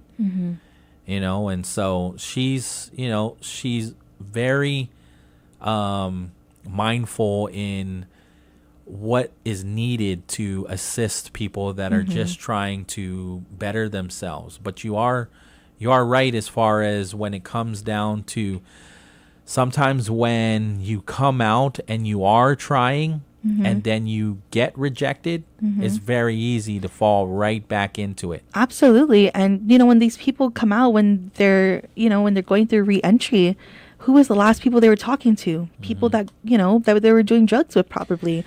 And so it's like, who else can they turn to? Maybe their family had turned their backs on them. Yeah. Because maybe they just had enough. And like I said, the friends that they have before they went in are the same friends, that they might be thinking to go back to when they come out. Because again, that's the only people that they were talking to, So I like that even... I like that even Judge Lamarana expressed that socializing is important, but socializing with the right people. Yeah. Have you ever had to deal, or maybe do you know someone who was addicted and came back out from that? Oh, yeah. Yeah. I never knew anyone. Well, what am I to say? I'm not going to lie. I'm pretty sure, my family members, I don't think they've made it out just yet, but still praying for that. But, I did meet someone recently who, was also in that situation. They were addicted to meth and, they had a family and everything. And it was so down bad for them. And at one point, I guess someone put into perspective for them is like, do you want to see your family again? Do you want to see, your family, the kids and all these things? Like, do you want to see them? And if you do, then you need to fight now, your addiction. And They came out a great person, and I had the pleasure to meet them, after they've done their rehab and, whatnot, and gone through the different programs. And they're doing great now, Pauly. They changed their friends. They've started hanging out with people who influence them to do good things. And they're such a great person. They always talk about it. We always talk about it, and we always share, they always share with me about their experience. And, it's quite crazy because when I met her, I really felt like, wow, what a genuinely awesome person. It was so nice. So it kind of makes me a little sad to know what kind of person they were on drugs. You know what I mean? Because that's a different person. Right. It's a whole different person. It's not who they really are. So it was a very inspirational, it's very inspiring to meet her and talk to her and still be friends with her up to this day, to know that she took the initiative, So just know that there is programs and there is things out there. If this person had made it through and many others before them, then it's definitely a possibility for you as well. I'm addressing our listeners because I know some of them are also in jail as well right now. They got radios in there, so they listen. So shout outs to them. Yeah. That when I was talking to the DOC director, Fred Bordalio, right? He came in and we were having a conversation. Yeah. He had said that he has seen where, because I asked, like, what happens when they get released? How does that all work? Yeah. Sometimes they are released and they just walk right outside. They just walk. And they're sitting at the bus stop. Nobody is there to pick them up. Yeah, Pauly, it's really nobody's there to sad. pick them up. And so when you think about it, like, why is nobody there to pick them up? It could be a number of reasons. They're ashamed. Yeah. Right? They've already broken any ties with their family, and so they have no one to call because everybody's given up on them. Right. Yeah. Yeah. And so I would say too, like, it is a very difficult, I cannot imagine what it's going to take to come back and try to convince the people that you have affected negatively, right, to come back into your life. It is a process. It is. It surely is. Yeah. Yeah. But what I would say is they serve their time. Yes. And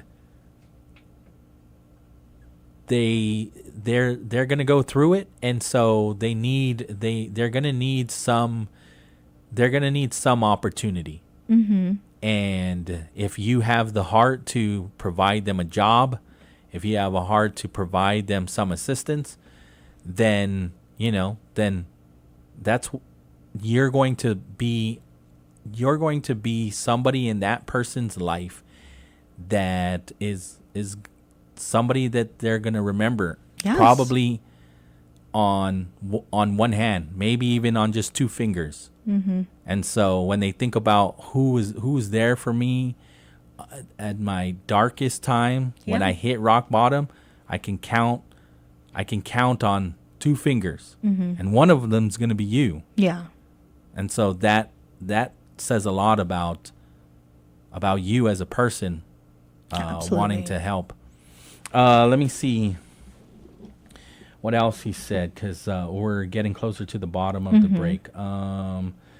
So he wants to come back, share more details about what Guam Behavioral Health is doing, Lighthouse Recovery, acknowledging the limitations of the current efforts. He said, we're trying our best, but it's not enough.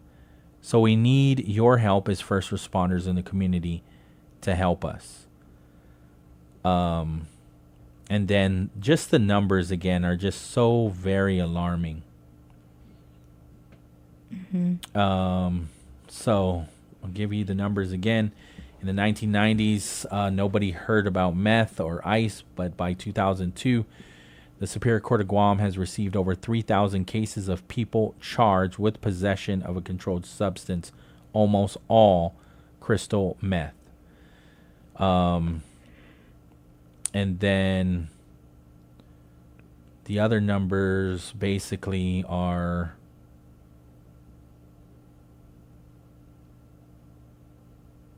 here we go.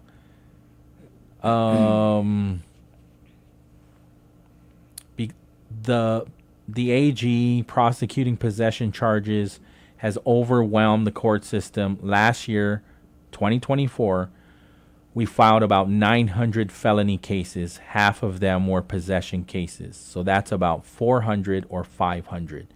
That's overwhelming our court system. And so that's crystal meth and what it's doing to our community. 3:34 in the afternoon. We'll take the break. On the other side, I wanted to talk about this. I wanted to talk about this incinerator because that's the conversation that got back up again from Dave Sablon. He was there also. He is from the Guam Resource Recovery, and he was speaking to the Mayor's Council on the Waste to Energy contracting project. It's pretty controversial too, because all I had to do was Google incinerator Guam, and all of these news articles come up. So we'll talk about that on the other side. 3:35 in the afternoon. All right, here we go, friends. We're going to go ahead and take a look at your national headlines here on the show. Again, be sure to keep it locked here to Wave 105.1 FM. We will be continuing on with the Brightside as we continue the conversations today. Again, be sure to stay tuned here to Wave 105.1 FM. We're going to go ahead and get into your headlines.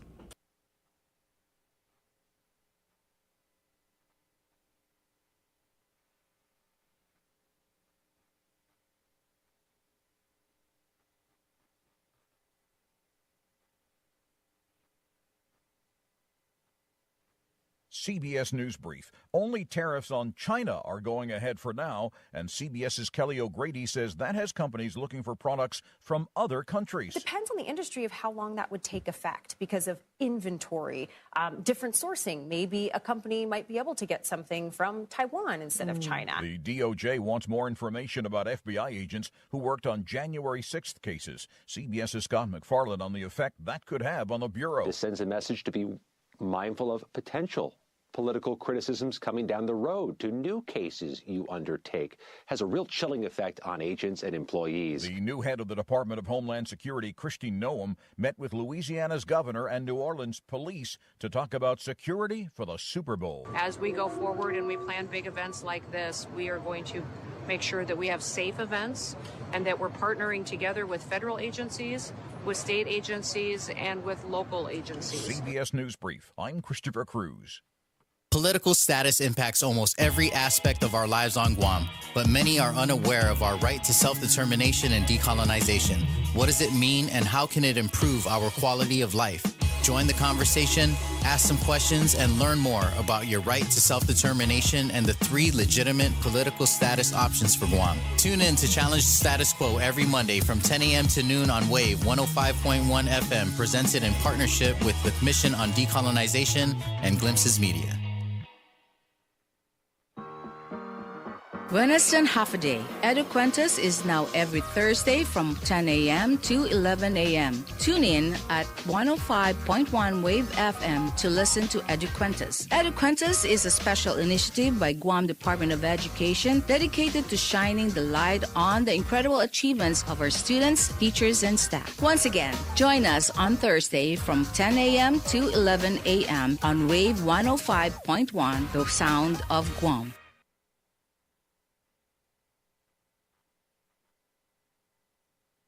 Half a day, it's Pauly Suba of Wave 105 and host of The Brightside. Get ready, because The Brightside just got brighter. We're hitting the radio waves from 2 to 6 p.m. every weekday, baby. We'll dive into local politics and highlight what's happening in your community. Call into the show or leave a comment and share what's on your mind as we figure out these world problems together. We'll talk to the people that are moving and shaking things up. The Brightside is brought to you by Vitali's Italian Restaurant, GTA Teleguam, Chili's, Good to Go, and Subway. Take a break from all of that shade and join the Brightside on Wave 105.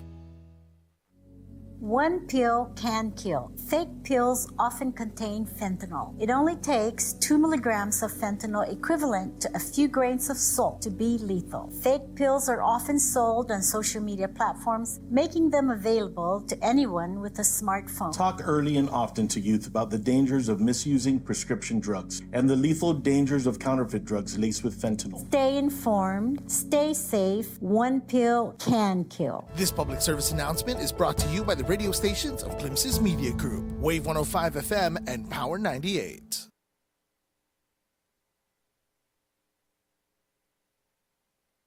All right, here we go. Checking in with the Brightside once again here on Wave 105.1 FM. It's all being brought to you by our friends at GTA. We start with you. Thank you to our friends over at Local Jerk. We also want to shout out Subway. You got to refresh to be fresh. Shout outs to our friends at Micropack. And of course, a shout out to our friends over at Chili's. At Chili's, more life, great food, and memories happen here. Let's go ahead and get back to the show. The views and opinions expressed in this show are that of the show hosts, guests, and callers. They do not necessarily reflect the views and opinions of the staff and management of Wave 105 FM, Glimpses Media, or any of our partners. As we strive to provide quality, respectful, and engaging content, we welcome you to participate in the conversation. Thank you for tuning in to Wave 105 FM, the sound of Guam. Enjoy the show.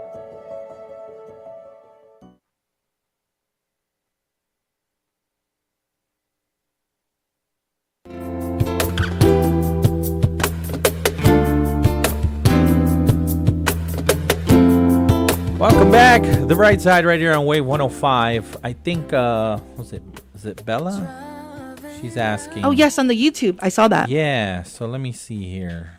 Let me get your question, right? I was looking it up during the break. Belle says, how about the families? Is there support for them too? So I went on the Judiciary of Guam,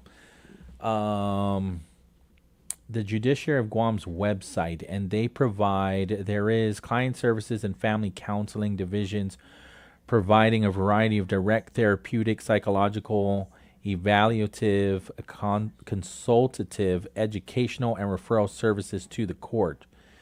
There's also family treatment court programs as well. And so I don't have all the details. That's definitely something that I'd reach out to them and see if they would be on the show to share more information. I think they'd be up for it too, to be honest. I mean, Judge Lamarena was in here before when we were talking about Jurors Day, right? And supporting jurors and the importance of jurors. And so I think Judge Lamarena would be up to either coming in or calling in and learn more about some of these services, right? So they do have, I just Googled it and it came up in the guamcourts.org, client services and family counseling, client services, and it's the client services and family counseling division within the court.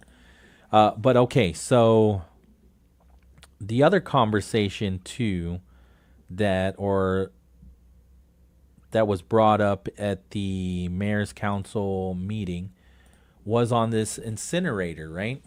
And so, let's see here. So Mr. Dave Sablon of the Guam Resource Recovery, addressing Guam's growing waste problem. And he was sharing, understanding that they were, just talking about the meth problem, meth crisis in Guam, and then also talking about feral pigs on the island. And so, maybe by addressing waste management, that could also solve the feral pig problem, right?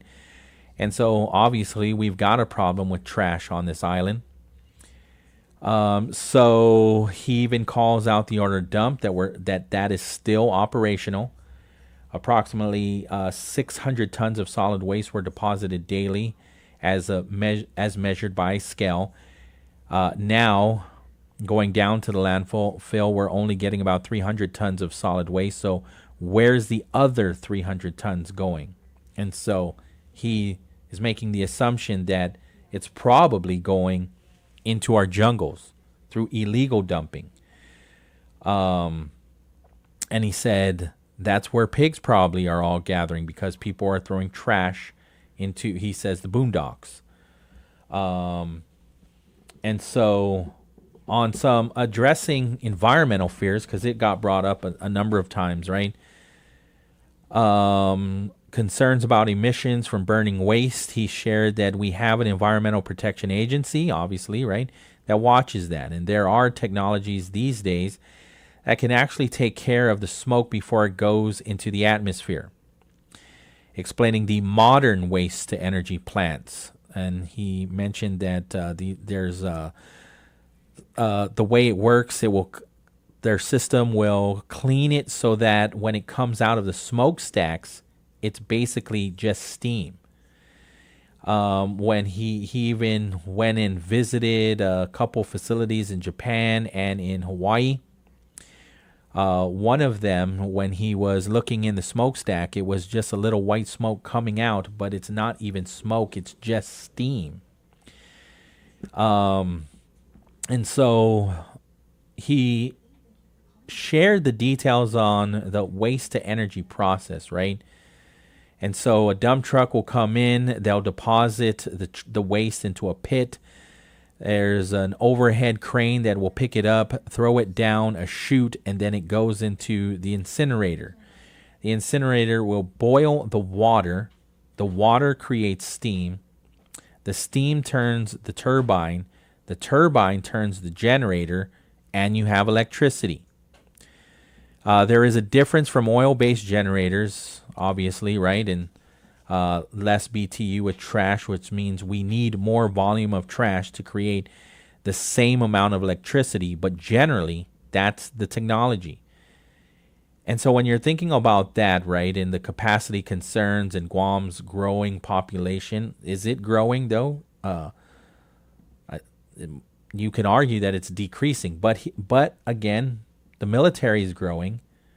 So, and he does say that, and this is true regardless if our population is growing, that the Ladson landfill we're going to run out of space. It's built to accommodate around 11 cells, and it's rapidly filling. So every 5 or 6 years, we fill out one cell. Eventually, we're going to have to look for some more land to deposit our solid waste. With an anticipated population surge due to the military buildup, you're looking at approximately 25,000 to 30,000 more people that will be here in the next 5 years. And that's a lot of garbage that's going to be generated. As far as cost efficiency, I believe he said that the collection of the solid waste is somewhere around $230 per ton to take it down to Ladson. With waste to energy, we will only use ash to take down there. It's going to be somewhere in the neighborhood of $60 to $80 a ton, which could lead to lower trash collection costs for residents. It was even brought up that maybe we don't have to even pay for trash anymore. So there's that. That needs to be added to the conversation. And what he's talking about is, you know how we pay for the trash to be picked up at our homes. Well, if they need trash to create energy, then I got trash. So if I'm assisting in producing the energy by providing you my trash, maybe we don't have to pay for our trash pickup anymore. That was brought up too. And then he even brings up the prior concerns, right? Some of the criticisms before. So he's clarifying that the waste energy contract remains valid despite past legal challenges. The contract was not thrown out of court. The court found some parts of the contract that needed to be cleared away. He said after an amendment in 2014, there's no minimum, just bring the trash.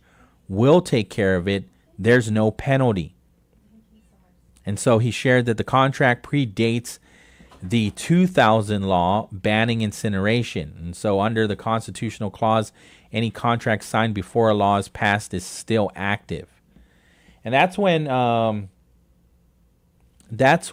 Mayor Richard Arroyo chimed in, and he criticized past opposition to the project. And he said, to those that stalled this very much needed project to reduce our trash and turn the byproduct of this heat into energy, he basically said past others have torpedoed this idea. And so he fully supports this project that Mr. Sablon is talking about. So as far as environmental health concerns, Sablon says in an incinerator, it's compressed so that the heat factor is about 1,200 degrees Fahrenheit. And that breaks up the molecular structure of these poisonous gases. And so as far as safety, because now they're using this modern technology, it monitors the smokestack to make sure that it meets the standard of emissions. Do we have enough waste to keep the incinerator running continuously? Sablon said, yes, we do. Somewhere in the neighborhood of about 500 tons of waste daily is sufficient for continuous operation. It was the mayor of Talampago, Wayne Santos, who asked how much is this going to cost and how long is it going to take. And so I think he said $200 million for an incinerator. The timeline, 2 to 3 years. 2 to 3 years to build this waste to energy facility. And he mentioned that he thinks it's important for the community for us to address managing our solid waste a little bit better than how we're doing it at Ladson.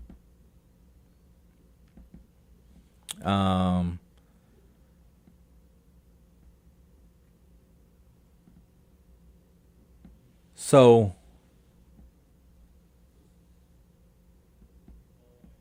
let me see here.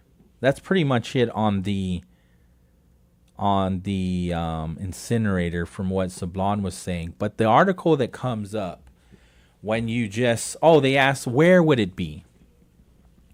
He said they were looking at Gualtali. That's the Santa Rita Sumai area or Santa Rita area. It's beautiful. I know it is.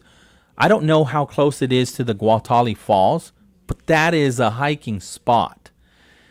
So I guess that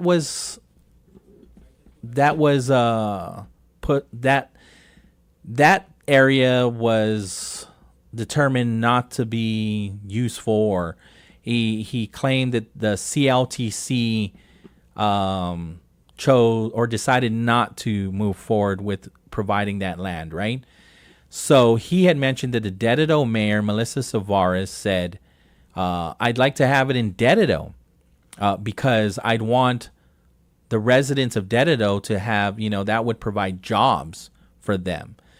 And he said it would, that'd be ideal for right now today, just knowing that the Ukadu power plant is there, and somewhere near the Ukadu power plant, maybe an incinerator could be, waste to energy incinerator could be placed there. So, as dense as it is that an ideal place for a waste energy incinerator? But he's saying there are 140 waste energy facilities in Japan, and they're in major city areas. And again, he's saying when you look at the smokestack, it's not black smoke coming out. It's white, but it's not even smoke. It's steam. So he is like putting it all on the line. He is saying he is 100. Well, I wouldn't say 100%. He sounds very confident that this new modern technology, waste to energy project is a very good idea, and we need to move forward on it. Wayne Santos, the Ordot Salampago mayor, is on board with this too, and he said we need to do this. He's past his prime, and why are we still not moving forward with a project like this? So not all the mayors chimed in, right? But at least two are definitely on board, and they're new mayors. But the story that comes out, so again, this was back in 2022 from the Guam Daily Post. And the same person, Dave Sablon, also spoke to the mayors then. There's a quote here from Irv Slike, who is Guam Solid Waste Director. And he says, burning trash to convert it to energy is the most expensive option to manage waste. Guam's Ladson landfill has about 40 more years left in its lifespan, and it will need to expand as the years proceed. Burning trash for energy can reduce waste volume and extend the life of a landfill, but costs for the trash won't disappear. They're spread out over a longer period because waste left behind still needs to be addressed. So he even mentions what they could use the ashes for. They could use it for building roads, like put it in the ingredients to pave roads. Yeah. So there's that. Farron's on the line, and he wants to chime in on this, and I'm very interested to hear his opinion as well, because I know as an environmental journalist himself, he has spoken to people like Irvin Slike, right? Yes, yeah. sir. So what are your thoughts, my friend? Because this conversation is back on. So, two things. I've actually had a chance to tour the H-Power facility on Oahu. Yeah. Where they do precisely where it's precisely a waste-to-energy plant. Yeah. And I was so excited about it, and in principle, I absolutely support it as long as the numbers work out in our favor. But I had so many questions. I nerded out so hard. But the question I remember most is, what is the smallest population you could get away with having this for the plant to sustain? And the guy who gave us a tour said, like, well, where are you from? And I said, Guam. How many people's there? I said, maybe 160-some thousand, depending how many ships are in port. And he said, yeah, that's about the same population as the Big Island of Hawaii. And it said that with where the technology in that particular plant is now, it wouldn't sustain. It's not there's not enough waste coming in to keep the plants going and making it viable and definitely not profitable in terms of waste output. Did you ask maybe we could get all the trash from the CNMI as well?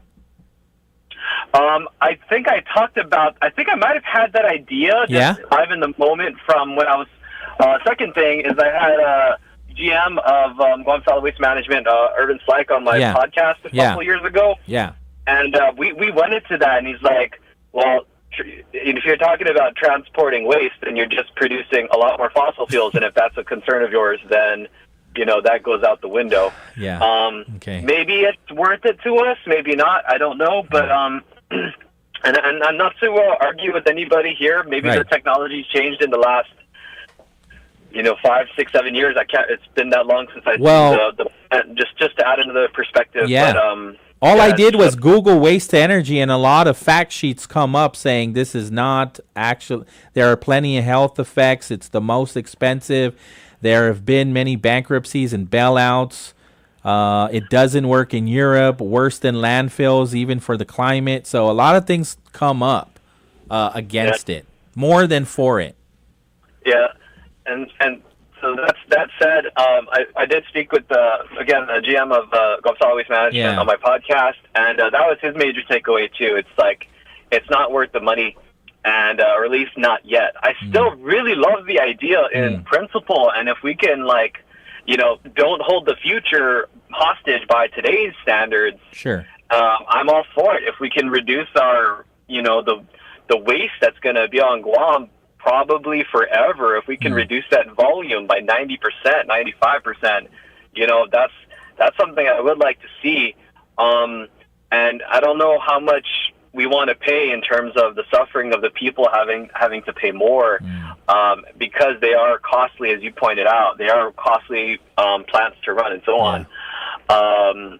So yeah, that's what I think about that. I'd encourage you to check out that recording, or anybody else that's curious. Where's and it they at? want to have a long form discussion on one topic: solid waste management of Guam. I think the recording is an hour and a half. So, I'll listen to it. I'll listen to it. Deep on a bunch of it. Nice. I appreciate that. See, you are an environmental journalist. I love it. Okay. Do I have anything else with that? Yeah, so it definitely seems cool. I again, in principle, I think it's a great idea. I just hope the execution, if we were to do it, would be truly beneficial both to the land and the people of Guam, right? Right. And if I'm not mistaken, I know there's a certain number of cells prepared, but the footprint of Luzon is much bigger, and they could prepare more cells. So much so that that even with the projections of population increases, and I think, if I'm not mistaken, they also factored in the anticipated buildup. And I still think we're decades, I want to say 40, 50 years away of lifetime in Luzon. But I'd have to refer to my notes or rewatch my own podcast because I can't remember all of that. I feel you. I feel you. He says it too in a post interview or story. 2022, 40 years, 40 more years left in the lifespan, and so that was in 2002. So 37 more years. Okay, that makes sense. Okay. Yeah. Hey, thanks, Farron. I appreciate this. Yeah, shoot. Yeah, Okay. thanks for adding to the conversation. Awesome. All right. All right. Take care. Shoot, Pauly, shoot. All right. Okay. And then also, to be fair, the United States Environmental Protection Agency does not ban this technology. They do heavily regulate it, though. So as long as you follow those rules and regulations, there's that too. 4:00 on the dot. Well, you had something. You're about to ask. You were about to say something. Pauly, oh my God, calling me. Okay, so I just wanted to know, because really quick, I know that there's been a big issue or a big deal with the incinerator, right? And having it here, and the concerns are environment. Yes. I'm just wondering, because I feel like there's a lot of things that we have here in Guam that contribute greatly to the pollution. Yeah. But it makes me wonder a little bit, like, why are we so against the incinerator? Like, what else could they be possibly scared of besides pollution? Because I just feel like there's a lot of things going on in Guam. Well, Mr. Sablon also says he said it on record, but it's his opinion that there possibly are people here in Guam that have money to lose if this goes forward. And so maybe because money's not going into their pocket on this project, they're trying to block it. I understand. But when you're talking about environmental protection, right, he's saying there are other things that are happening on our island that is polluting our air, our ocean, our streams, our land. And so this can solve some of those, and he stands by it. He stands by that the smoke that is coming out of these stacks are just steam. Yeah. Wow. And I will say, he did a wonderful job of dumbing it down for me to take notes and understand the process. All right. Yeah. All right, I got to go because I'm behind. Yes, sir. And then on the other side, Fino Oden Samoro with Senor Cody Lezama of the University of Guam. Samoro Studies Program is back.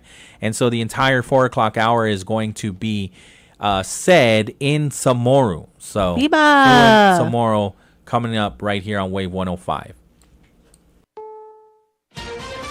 This is CBS News on the Hour, sponsored by O'Reilly Auto Parts. I'm Christopher Cruz in Washington. The Trump administration is putting most employees of the U.S. Agency for International Development on leave and has told its employees working overseas to return home. CBS's Sarah Cook has details on a startling turn of events. Exceptions will be made for those on mission-critical functions, core leadership, and specifically designated programs.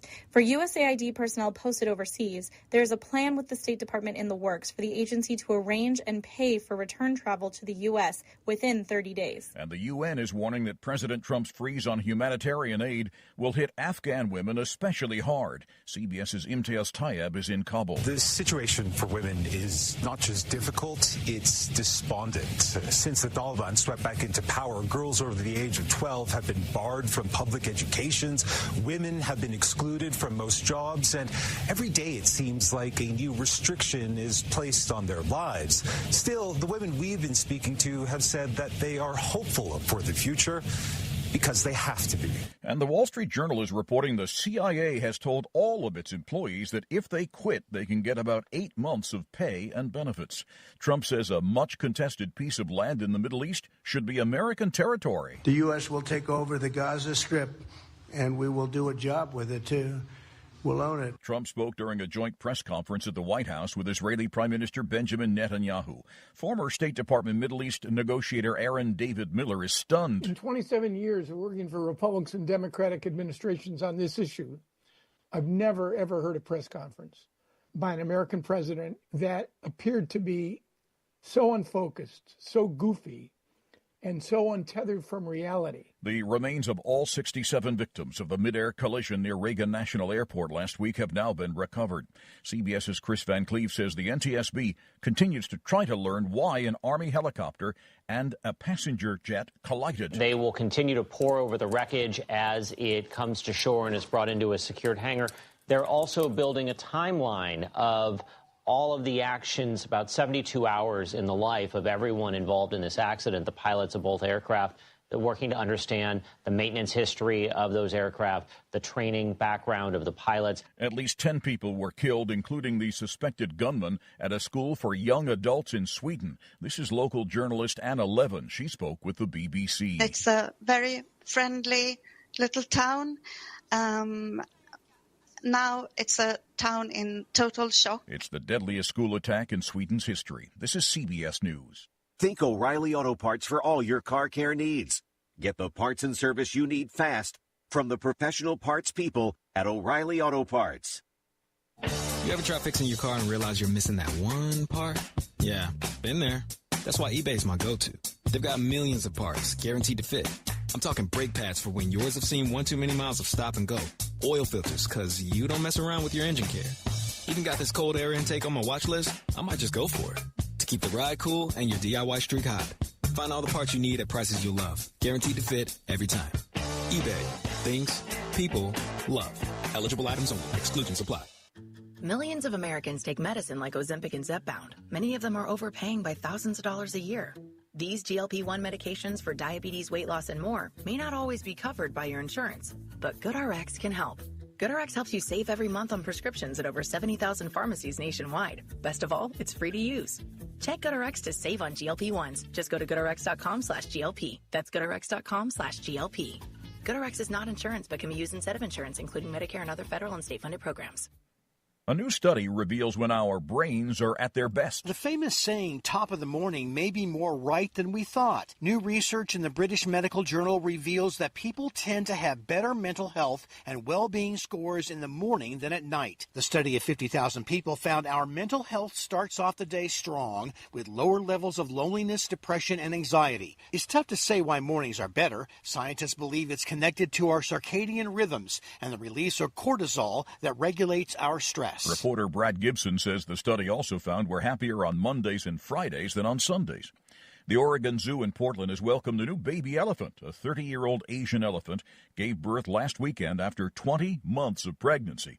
The zoo says the calf appears to be a 200-pound female, but it says staff will give the pair time to bond before they do a checkup to confirm the calf's weight and sex. Christopher Cruz, CBS News. You ever try fixing your car and realize you're missing that one part? Yeah, been there. That's why eBay's my go-to. They've got millions of parts guaranteed to fit. I'm talking brake pads for when yours have seen one too many miles of stop and go. Oil filters, because you don't mess around with your engine care. Even got this cold air intake on my watch list. I might just go for it. To keep the ride cool and your DIY streak hot. Find all the parts you need at prices you'll love. Guaranteed to fit every time. eBay. Things people love. Eligible items only. Exclusions apply. Millions of Americans take medicine like Ozempic and Zepbound. Many of them are overpaying by thousands of dollars a year. These GLP-1 medications for diabetes, weight loss, and more may not always be covered by your insurance, but GoodRx can help. GoodRx helps you save every month on prescriptions at over 70,000 pharmacies nationwide. Best of all, it's free to use. Check GoodRx to save on GLP-1s. Just go to goodrx.com/GLP. That's goodrx.com/GLP. GoodRx is not insurance, but can be used instead of insurance, including Medicare and other federal and state-funded programs. Hafide Guahan, we will be getting right back into the bright side in just a bit, but right now we do have to take a look at what's going on in our streets out here in Guahan. Taking a look at the roadways right about now, and you know what? It is not too busy at all at any major intersections, which is really great. I am noticing traffic is starting to build up, though, right in front of the Rev and Tax intersection, so you might want to be on the lookout for that. It is getting close to rush hour traffic, so I know it can kind of build up there. For anyone who's trying to get out of Airport Road or into Airport Road, you might experience some delays, but nothing that's going to hold you back from getting to your destination.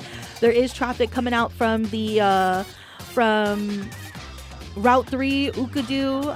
If you're trying to get out of Ukadu and get onto the main road and head either north or southbound, you might face some traffic. But again, that's the usual. There is traffic here on North Marine Corps Drive for anyone who's headed northbound. So just be on the lookout for that. Otherwise, it's looking pretty good everywhere else. Let me just check down south. Half a day south. South is looking pretty good. Not too much traffic here, which is great to see. But again, we'll keep you updated if anything comes up. Continue to keep it locked here. That is your Real Deal Traffic Report. Continue to keep it locked. On the other side, we have Sonia Cody Lazama, who will be starting on our show. Keep it locked. It's Pauly, Suba of Wave 105 and host of The Bright Side. Get ready, because The Bright Side just got brighter. We're hitting the radio waves from 2 to 6 p.m. every weekday, baby. We'll dive into local politics and highlight what's happening in your community. Call into the show or leave a comment and share what's on your mind as we figure out these world problems together. We'll talk to the people that are moving and shaking things up. The Bright Side is brought to you by Vitali's Italian Restaurant, GTA Teleguam, Chili's, Good to Go, and Subway. Take a break from all of that shade and join the Bright Side on Wave 105. One pill can kill. Fake pills often contain fentanyl. It only takes 2 milligrams of fentanyl, equivalent to a few grains of salt, to be lethal. Fake pills are often sold on social media platforms, making them available to anyone with a smartphone. Talk early and often to youth about the dangers of misusing prescription drugs and the lethal dangers of counterfeit drugs laced with fentanyl. Stay informed, stay safe. One pill can kill. This public service announcement is brought to you by the radio stations of Glimpses Media Group, Wave 105 FM and Power 98. The views and opinions expressed in this show are that of the show host, guests, and callers. They do not necessarily reflect the views and opinions of the staff and management of Wave 105 FM, Glimpses Media, or any of our partners. As we strive to provide quality, respectful, and engaging content, we welcome you to participate in the conversation. Thank you for tuning in to Wave 105 FM, the sound of Guam. Enjoy the show. The Bright Side here on Wave 105.1 FM is being brought to you by our friends over at GTA. We start with you. Go ahead and check them out again. This Saturday, they're going to be having their GTA Fiber Talk. That's right. They're inviting all Dedito residents to Lencho Park. This is across from Santa Barbara Church this Saturday, February 8th from 11 a.m. to 4 p.m. to talk fiber internet. There'll be free food, drinks from Big Boy Burger Pit Stop, DKQ Donuts, and Sip and Dip and Shake, and a petting zoo for the kids. So you can also win a free iPad or other cool prizes. Be sure to check them out. Special thanks to Mayor Beneventi, Vice Mayor Leon Guerrero, and the Deditos Mayor's Office. We also want to thank our friends at Local Jerk. Spice up your life with the hottest jerk to hit your mouth. Follow Local Jerk 671 on Instagram and Facebook, or visit localjerkguam.com. We also want to thank our friends over at Subway. You got to refresh to be fresh. Be sure to visit them online at subwaypacific.com. Pick up your order at your convenience or get it delivered to you, powered by Good to Go. Thank you to our friends at Sherwin-Williams. Ready for a fresh start? Sherwin-Williams is hiring inside and outside sales. Visit us in person Monday to Friday, 8 a.m. to 5 p.m. Call 671-646-8050 or email your resume to sw@pri-guam.com. Join our team today. We also want to thank our friends at Chili's Grill and Bar. More life, great food, and memories happen here. Ladies and gentlemen, welcome here to the Bright Side, our special guest host today. Please welcome in Senor Cody Lazama.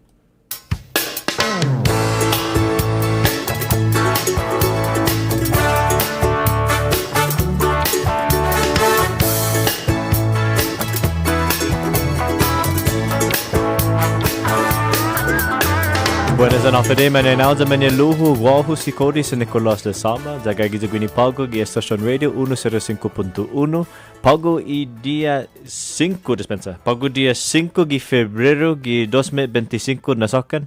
Antes de eu continuar esse programa em Fernanaan no Oran Fino Tomorrow, já esse programa na sine no todos como tau tono para ta fangang betsa shon gi finota i mangi jani gatbu na Fino Tomorrow.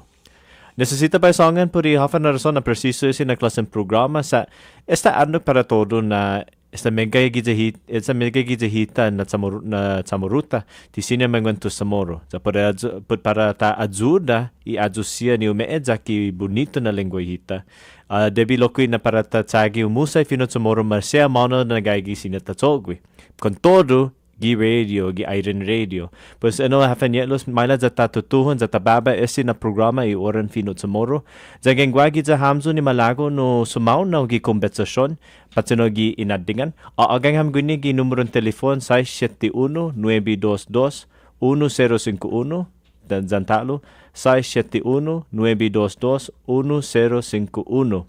Pago hafan yetlos gwa siya na asunto malago pa bayo songan Paugo gi radio na mega Paugo ta fafana na ng problema. Ungan pa para hafa dita po nilo.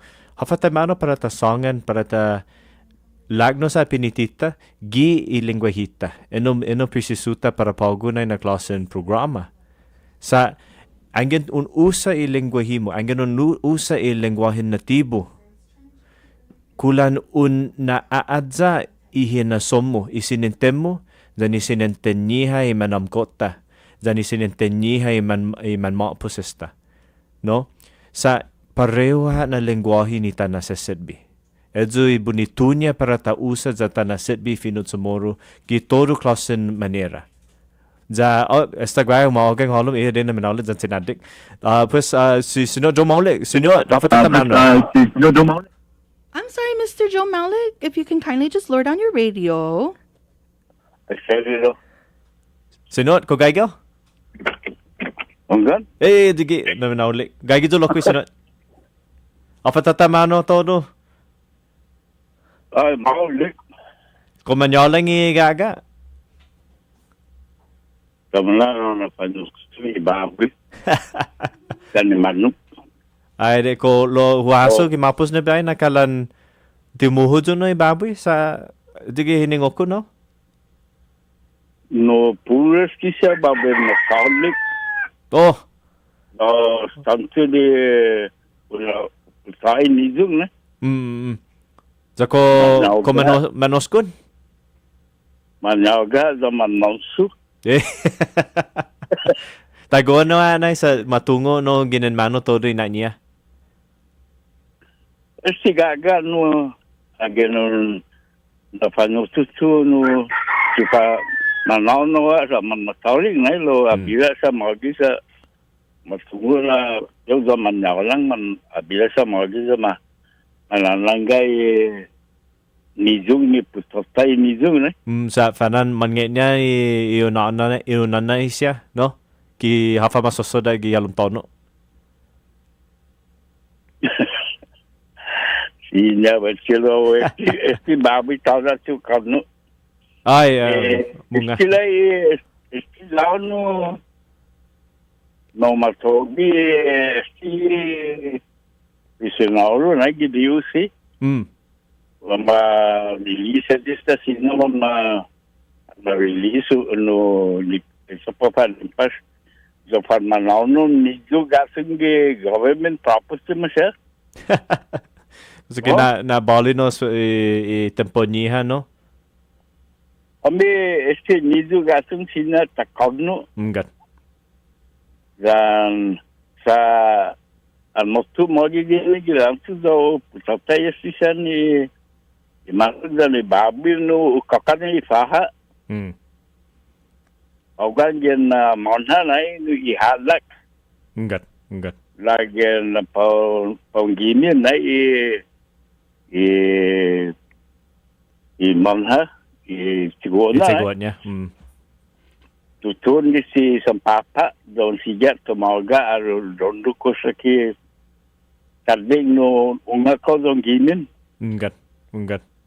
Dana na importante za preciso no esti nizok no gi kuturata gi na lata sa tamano na para ta susteni gi isla jangin toja nizok no. Anai kempunggira nai nawa no mosman makorno ni i tomgolu. Enggak. Nizok gaddo. Enggak. Gana ba papajahan lokwi no. Masih hafa masusoda no gi galontano. Igado na no estina tempo na i November dan hulu sa February. Enggak. Tempo niya i ado. Igado ni pa sakan ne. Enggak. Doi chamoruta no antes peor gi tampun gera azwa no na niha no. Bula renkano ga. Enggak. Angin nuntungo mano nagaigi siyempre yung soda. No aniyuto konsay sadok sodbiha ihan. Enggak. Zaon tagay asuli. Agen nuntungo no mamatinas no apa di pabasawngan no shrimp trap na? Enggak. Nasa. Nasa. Sinyon usa no paron konni ihang. Iyang nasa na? Enggak. Doa di piyaw no sito on tungo. Apa na klasen piyaw para on usa na? Adi esta toa kula na marilido na. Mga igada hidugi no anamam gal mahonong. Doi toa na piyo na. So lasige do na kanifis. Peso laksi. Zong fa. Zong pireni na di lingueta. Peso na sanidong. Listo tungo no. Isa lidung temonan ni parang godin ni purna mafno na. Enggak. Lo sija on laksi hulu kada tampapa ge pio la palofan hulu papa hulu sija ni kula. Enggak. Lo laksyon lo ututunga lai tamalo matugin na lo mi Misista beano do fantu pio sa sino manaugu sa manlalatin na klasin pio mausa. Anigi sino just taken up agosa kan todo goti tungo na debedi un no aja ki dinansi no na pio sa piniloko na masaya hafa na klasin pio nusa. Moleka. Esti talu na i chetsu. Enggak. Tangan na.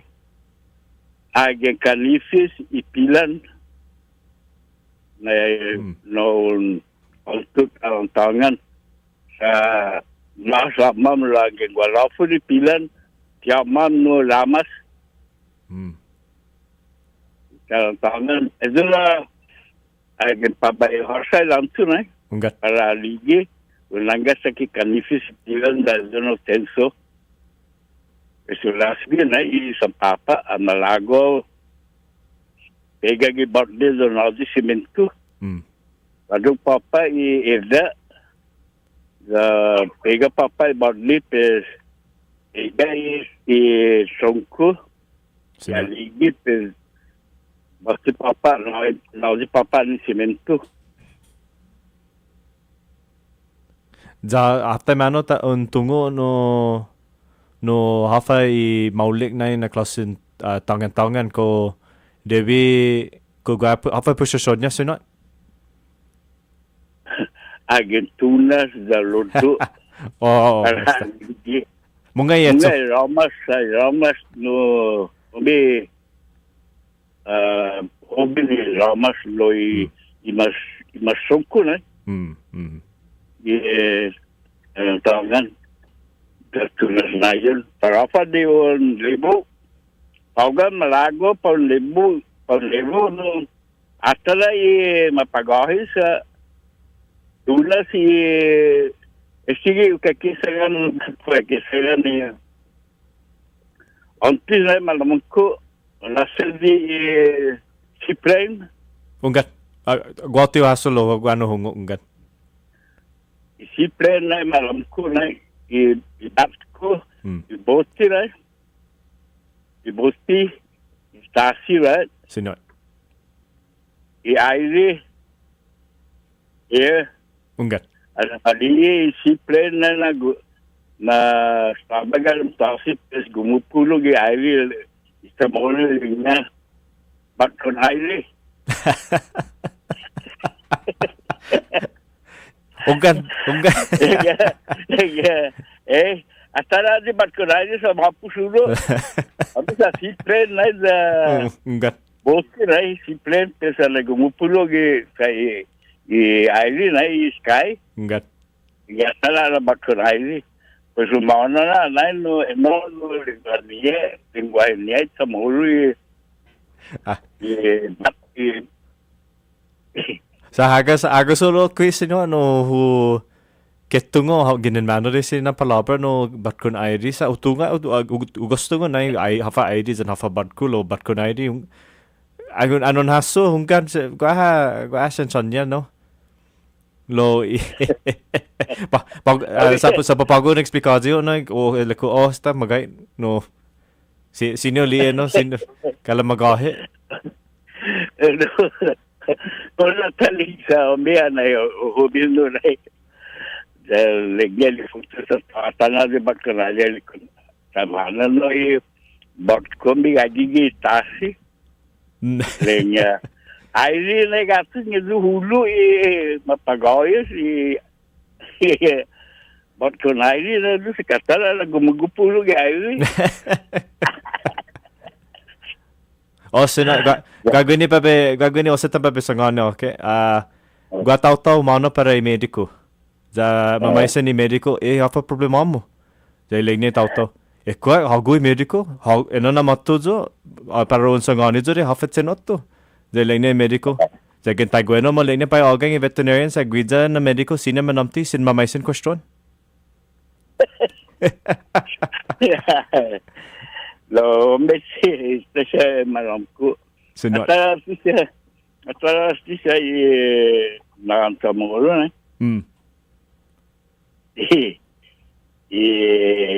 tai tawi wa pag kumetelinga gi tamoro Gaho su sospezza lo ti gusto ngo ko denuncio taigbi na around enggak tas taigbi pero ya tano tamana no todo tano na migana tano kito no pero ya tano gumatau ginamano no sino lo afa na gumatau maageng siya ami pinu samora no sana ay pero loko na igimania gima todo y tauto gumatauto gumarie tauto ay ti todo tauto es un tauto apa tahu mala gomo itu siya no inaan sa moro man titatugo ni manginin mano siya siguro no guaha no istorya niya lo titatungo sta no sinata kedan sino atara si manglo na manglo niya apa no ay si manglo ay ti manglo mo pa manglo ho manglo niya ha manglo niya Gwahe ni ngong mo sino ganan mano azo pura siya no na Behesi tali sagala na Apa si sargala sa mall sa sargala no pino sa mall. Unggan. Wala pala di mamektes kampuengi. Unggan. Zai tsa no. No ang dodlo siya na lenya tamat. Lenya wala pambigas ng ofisosuko. Lenya puso na onmo si sargala. Ay, tau ta. Pura no siya no rapidido at sa mall. Unggan. Pura no fidot sa moro magay. Zam lo ambil kan todo taisepik titatungo ginan mano no. Afa taisepik ko makelek niya. Kilo sa mora no tauda no hungu kano ki. Tauda sipik ka lo ambis go lokit tutungo afa sipik niya. Itu ka. Itu ka. Untuk apa itu ka? Unggan. Jadi periode ni Rosa, no? Oh, ay Rosa, Rosat dispenser. Nah, dan apa di lactus? Oh, unggan. Periode no? Itu kan, Jag, galing niya no sa akin. Akala ya dudu. Efekto lo finotamol. Unggan. Zaman ngi. Igaga ay ti tauto. Sini lokki tauto lokki mo. Ala baya kilao no guapa besa no na direksyon. Guaha fani Guam. Guaha unggan. Lo mana atok no? Sama tunggu na NSPP. Ala baya na yawa no look in English here. If there is Orgidon. Ang galapon. Atara mal na gagi so kun Orgidon. Ang galapon ipilan. Da sempre yung gagi loki fani? Gagi fani na kakani pipistas. Ya, gudon na. Ditunggu na dyan. Wow. Entonces, nizuk, iradik.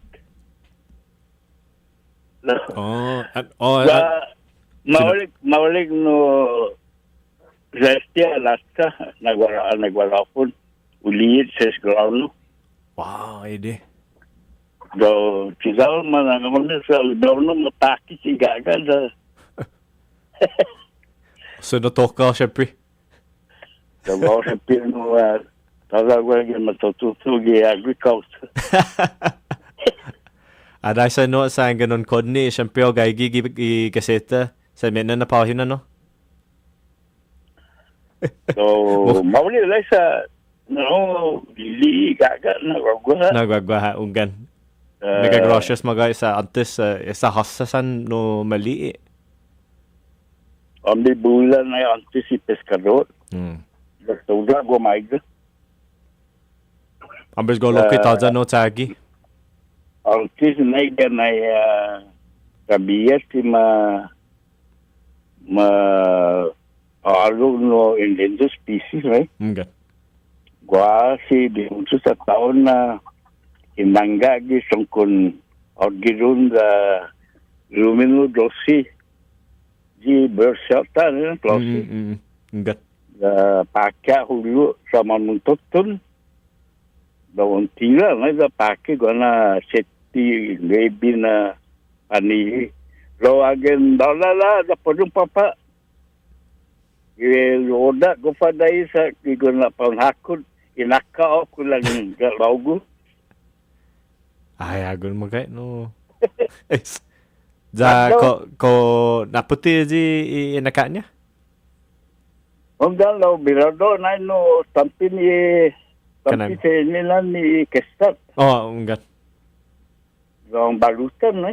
Asino katsa luna kamunga no ne nakakalomu sa kume nakakalomu kulan apa di azuzu. Enggak. Sa pero na sino angin parang gatsa na siguro na unuusa sapatos. Ami si Panglo. Yeah, enggak. Ang dangkulo Panglo gasta hindi na siguro na ugut. Inyakaw. Sa ikonon disquido no mastaya un puno ay gaga da tu para no magani putina na. Ito na, bagus na. Historia lailo pagka ganyan tilisawo ano lo ganyan siyo gaga di memoryo pagka ganyan walo mo ಹಾಗಾಗಿ Amazon tu quanto na sa molo man nakuno gini Guam gi bilangtiniga over 300. So mauna na si Biu. Enggak. Mega pa. Kung todo Biu mo sinon gagi na anya no gi memoryo? Si Biu na. Enggak. At lang no mausto na gagawin mo, papa, maliso. Ay, ade. Buda storya nini lo agad di malago na pero li continua so sarà na di siblo ni che sumasaka Colorado da atago ya galna gasti ke Amazon na di kantidad na tamulu man na puno mas di 300 na tamulu di ang tinigila man na puno gini ya. Ako si Yukoy na makapta si naso si Yukoy? Enggak. Alay makapta si Yukoy na. Estigat songo gi Guam police na yung gwagwada gi review na Guam memorial. Lengazo. Lenel bibemo yung pake no sa gijan no pumuno sa molo na babansa panis. Lo Jim se talko na. Sa panis council. Lo anay makapta na gino talfofo. De punto tinadu si Ramon Kirata. Tinadu na sa no asagwasan ni Primao Tekikosin. Da si Piyu na si sus Drenas dan si Digosya kumakta si Yukoy halong bubulo. Igwa na no substation zone na. Lieutenant Cruz Gizal yung mami commander da organo lang yaditi. Ano pa nung check pa nung talofo. Jadi gak sunod sa panis. Anang 2 years. So check pa ko. Za abag yalong tono. Za abag yalong tono si tourist na. Sige mo liliko. Da anay matunay. Anay matudaw liya. Umisa walili no biltaw na. Kaya lasta na alun sa matatat nga. Anak ko kapadiluna, anak ko batbasa na. Kasi na komisyon na. Liko, kano nga sila nga ikwa. Liya na sagda. Lami. Pero matulad bisa no international coverage si. Pero matu si Jameson aku sa bija na no bisa in Barcelona gani de bom. Sa panis. Bisa tepisi na. Makone ni fireman gina tempo manahan niya. Kone diambil na makone hulog di start ang mapisiko. Na anay international interview si Tauko na. I-doubt na si Yukoy until last year parang 69 years old. May mga lang mapisiko lang nga si Tauko is equivalent to a 16-year-old boy. Sama ngi kinanood niya? Ami, ang poin nga na kalalampin kami, bulo, ugasan no, total fofo, manlalanso. Isang pengen Ronald ang ginagwalapon. Mauna wakil lang tutaw-taw da ako da abaw tawli po nilera ni gaji alam-ram sudan isada. Mauna wakil ang naon ni sumaga Lizang niya, Lizang. Interesting magay. Hindi, maulog na ni English no Pakso. Pakso, Pakso. So if I said no itato talofofo no kumatungo na guahaha tauto no muliliko galong tao no pa o pa kumasuspetsa na kasi story until makapta na si Yukoi dos na sa panis makapta gini papa GCCP na golf course enggak talo Ambroso do antes mamampi si Itusan dan si Minagawa mamampi dos no lemay lo mo na ti popular di dos na sa no until de noton de policeman para vencer a suicide siya at testo magolian ni Baganesta enggak maestro siya kasi yung kuhay mo na international si yung kuhay sa no lala na mauna talk to Japan yung launa na tempo masagwa si yung kuhay sa may mabakit ni Japanese government yung Moriko na si yung kuhay kalan celebrity no mama celebrity si yung kuhay na do citizenship Japanese citizenship dan US. Galing 1950 na itamolo mag-US citizen. Ay, agon no? Visa do citizen. Ito no aso no magay sa Bulat ito mungo lo tungo sa Suba gina tempo ni Department Public Safety, DPS, Guam Police, GPS, Public Safety. Lo danse no sa again ang mafitman no i organic siyempre unggan isa fa ciudadano no si boy 1915 na mafitman organic act ni US Congress. Za todo ni Mangaigi Guam no Mangaigi Guam todo di Palau Filipino Italian 1950 US citizen now it's American citizen US citizen Pago US citizen ay din natin no Isa tita popolo ano no gi leblota no isa ta textbook sa lo atara sila lang African American Spanish American indigenous American Indian American Hawaiian American Alaskan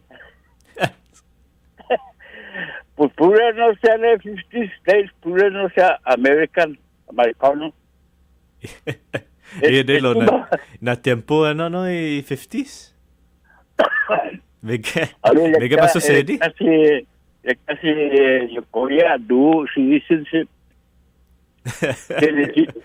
si Korea biyan na mas tumagi segundo biyan na mas tumagi masaga na sa Mindanao mas tumagi Guam sada may visa sa dosi doon na citizenship so no kung tungo ko man ang passport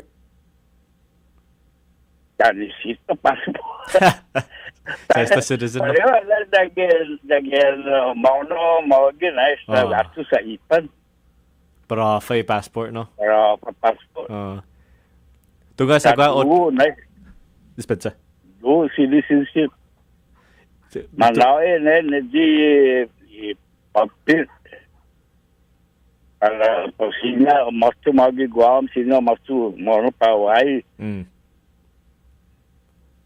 Kuan ba hita no na tauto no an man pasando an man biyahe no para 8 taon no hita zata na no mangat ga passport para 8 siya na klasen dokumento an chang kasu no ma question na hit no.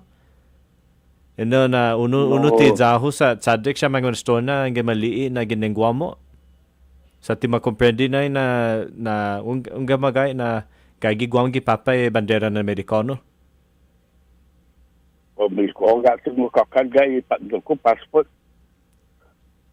Jigi atana. Lo muna o kakak Chile yo passport sa na mahon na gasto po maseo kuya na. Sa ang 8 taon no. Ano 8 taon no man si passport. Tunga sino na haso sa ganin sa guaha no tiahu Estefanan mapusta lo has storya ajuzo na an paguma soda si Yokoi legnya na guiza uno na intepiti para guiza sa antilaches unga sinesti na tiahu fumino no Japanese lo saput palau an no tinakman na para si Yokoi sa jigi hiningoku na angin manlii lohi kula te malago komentusi sa tunggu benti mas para guiza na mas nakman na lalahi ki famalawan pa sa na manggagaw kosinya manai gui palawan na tepiti no sinya benti no of dudio genu sambi utso rasa no guardian mamani nega si coisa mastu otsu no para taguemo yeah no apelo porque sangal no mastua magi si koegi waterfall matter of fact no ulia nagi waterfall sambi mada desige tuni gai zi waterfall si tremandi estile na tauto ne Korean billionaire no gift saga Korea zona na di hamutu no cheo Korea. Oh wow. Yeah. Dan Zambula siya no Guaha no Germany zona no hotel. Karena international global siya na biyo no nasi Bank of Guam. Enggak. Di jani gua. Enggak. Sa pag mahutsum no? Ay ti pagwa lo hagas mahutsum no? Hagas amili rebu na Bangkok Guam sa gasti yung right across Kabush. Enggak. Is it dos tres bebenda no? Antilatsa. No angkis na. Isene na sa Bangkok Guam no Maduro home. Ito ni Sus. Enggak. Totoo na, Maduro home fiwa na da, nagagin na iagas Bangkok Guam. No, si Tony Sus na accountant di civil service. Civil station. Za na atuli na tiningon niya po tamano man bangko no? Za peso no sinya ungo ko gobyerno no Indonesia di Dahiti Hotel. The first floor. Kami di kako nasin Dahiti Hotel Tomhum. The first floor na no Martikila. The Japanese. Redola sutili sa Lapinia na si Tunisus. Siya au branch bi Bangkok Guam. Do tutuhonas Tunisus Maduro home. Jadi sina tempo ipinapudira ne. Ungat. Sanggen gaida so matini size plan. Kono nungu. Guano hungo ungat. Di sini jo sumana sa mampusobin lo. Sergio na siya na kulan na kariran ginahan si Pedro Martinez, si Acabo de Insurance, si Tolisus Longrelo, bangko. Todo siya no manggefsaga. Manggefsaga na. Bago tatungo na manggefsaga go antes na tempo ay, no? Kami no ginas tempo na po gera. Dahil sige tutunya siya Paulo na manggefsaga. Toyota na gisira po gera di jeep ni mausa dan truck. Gan. Ni Jeep lusa na half dan quarter ton na. Dan jeep Willis jeep. Auction na siya di paggira. Kami sa gina tempo no este salan gini. Todo alam mo na kasawda isibis. Sibis no sumupas di siya. Yes, kaskaho na kaya na. Ano na barangka, no? Hello. Ababag na black construction ni Paris construction. Dan ni Hawaiian. Todo na si asphalt. Ano siya. Interesting magay todo si sino non sasagan sa by usangan minagahin na benti ti todo itaw-taw tumungo no man ginanmano sti sihan na kompanya and business sa titatungo no tutunya na sino nagabay sa bulan no titumungo da manekung tungal manekung I think the zone na nagi 7 days enggak Tungaw pa doon, epekto na na lugar. Come with check. Oh, enggak. Ganang gua sa mga nito nagwahano base kita zone niya jale ko disingay nagwa base. Jadi masagan na. Tungaw na gaji Marine Barracks. Atilatsi zo no Cross Island no? Cross Island Road. Kagaya sa Pago kagaya kagaya building. Gifiyo ni driving course no? Sige. Tunga sa fanaw tungo sa anman pagkumalofan no pagzon apa to? Mawar. Manana todo. Zaulia jale ko sa Pago. Za faisan tiyo kuno ginamano to na guma jaling niya na bisa ginengwahan no barracks gini zo niya liko ay. Barracks na si Kamwiching na no parang no Admiral or something. Though bisa na no masala na barracks ay Marines isa no cruiser na sabdok manenggon. Pontoon na usa. Dua pa pontoon. Spencer? Pontoon. Pontoon ay. Apa to? Pinabat ko no? Oh yeah. Apa no? Pontoon na kulan 55 gallon drum. Oh, lami. Enggak. Isang gina mauusa o makrusa na sandok. Todo sandok. Gini na maulog pagun no talofofo suicide. Sta. Pontoon na do mauusa. Pues gitu tu na para dali si papa i telenaran. Jadi kaya na tulay inalahan. Agi paolo mo gibilis. Seksong. Enggak. Sandok mes. Sunod? Oh no. Oh, lami.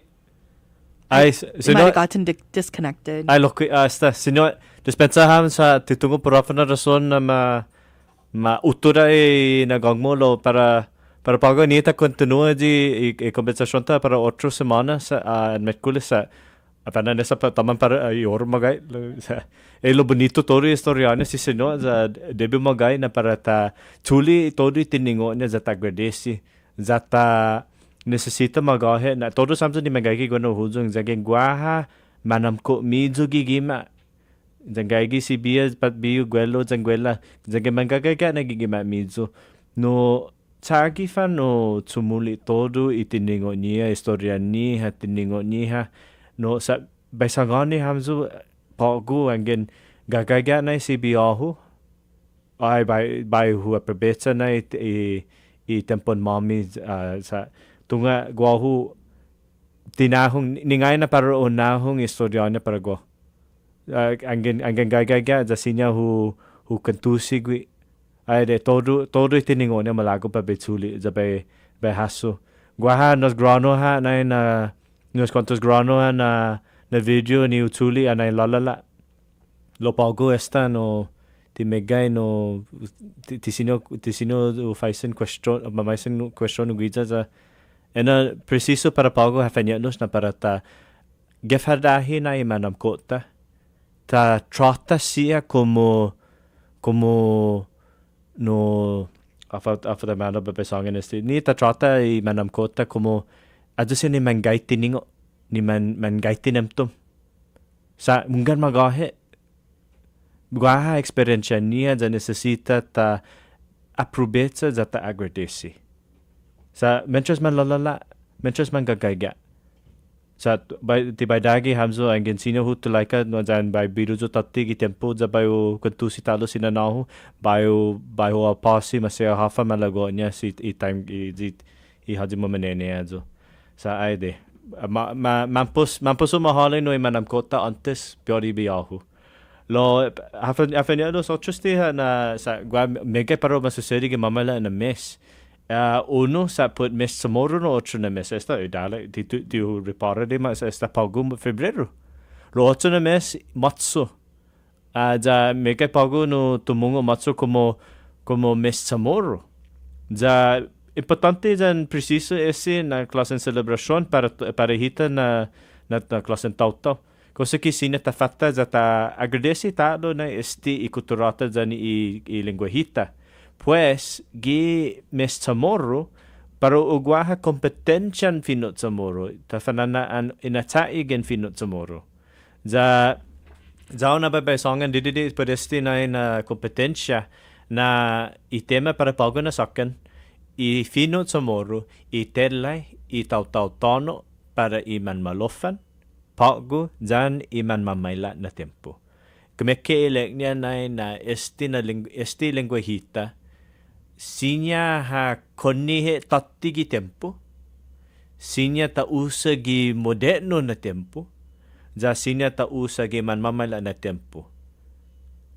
Esti lenguajita maule na klasen tolay ni sinya ta tatiji para i tempo ni malofan ipago za ni mamayla. No?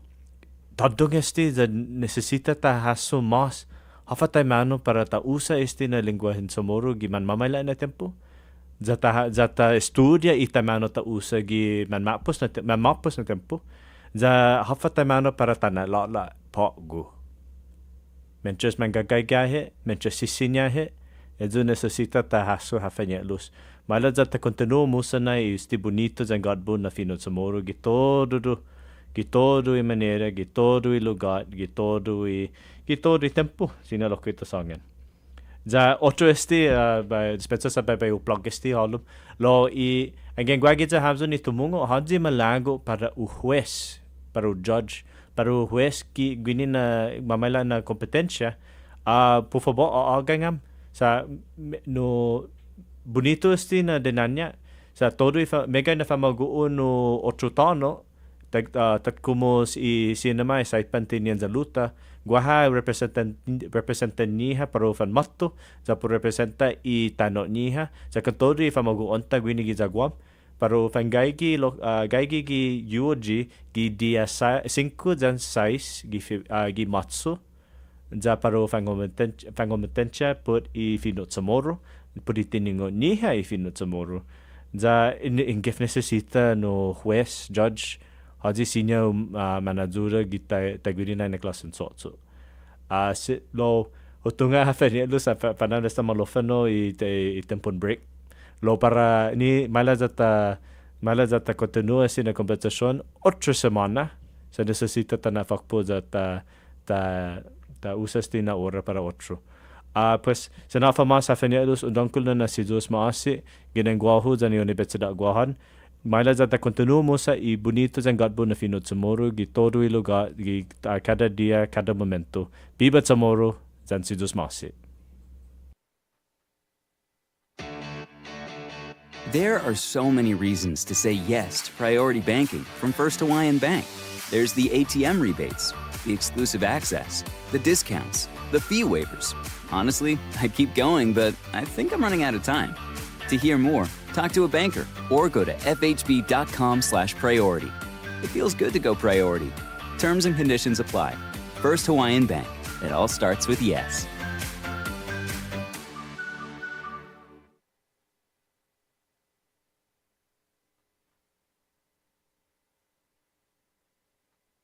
Off a day, it's Pauly Suba of Wave 105 and host of The Brightside. Get ready, because The Brightside just got brighter. We're hitting the radio waves from 2 to 6 p.m. every weekday, baby. We'll dive into local politics and highlight what's happening in your community. Call into the show or leave a comment and share what's on your mind as we figure out these world problems together. We'll talk to the people that are moving and shaking things up. The Brightside is brought to you by Vitali's Italian Restaurant, GTA Teleguam, Chili's, Good to Go, and Subway. Take a break from all of that shade and join the Brightside on Wave 105.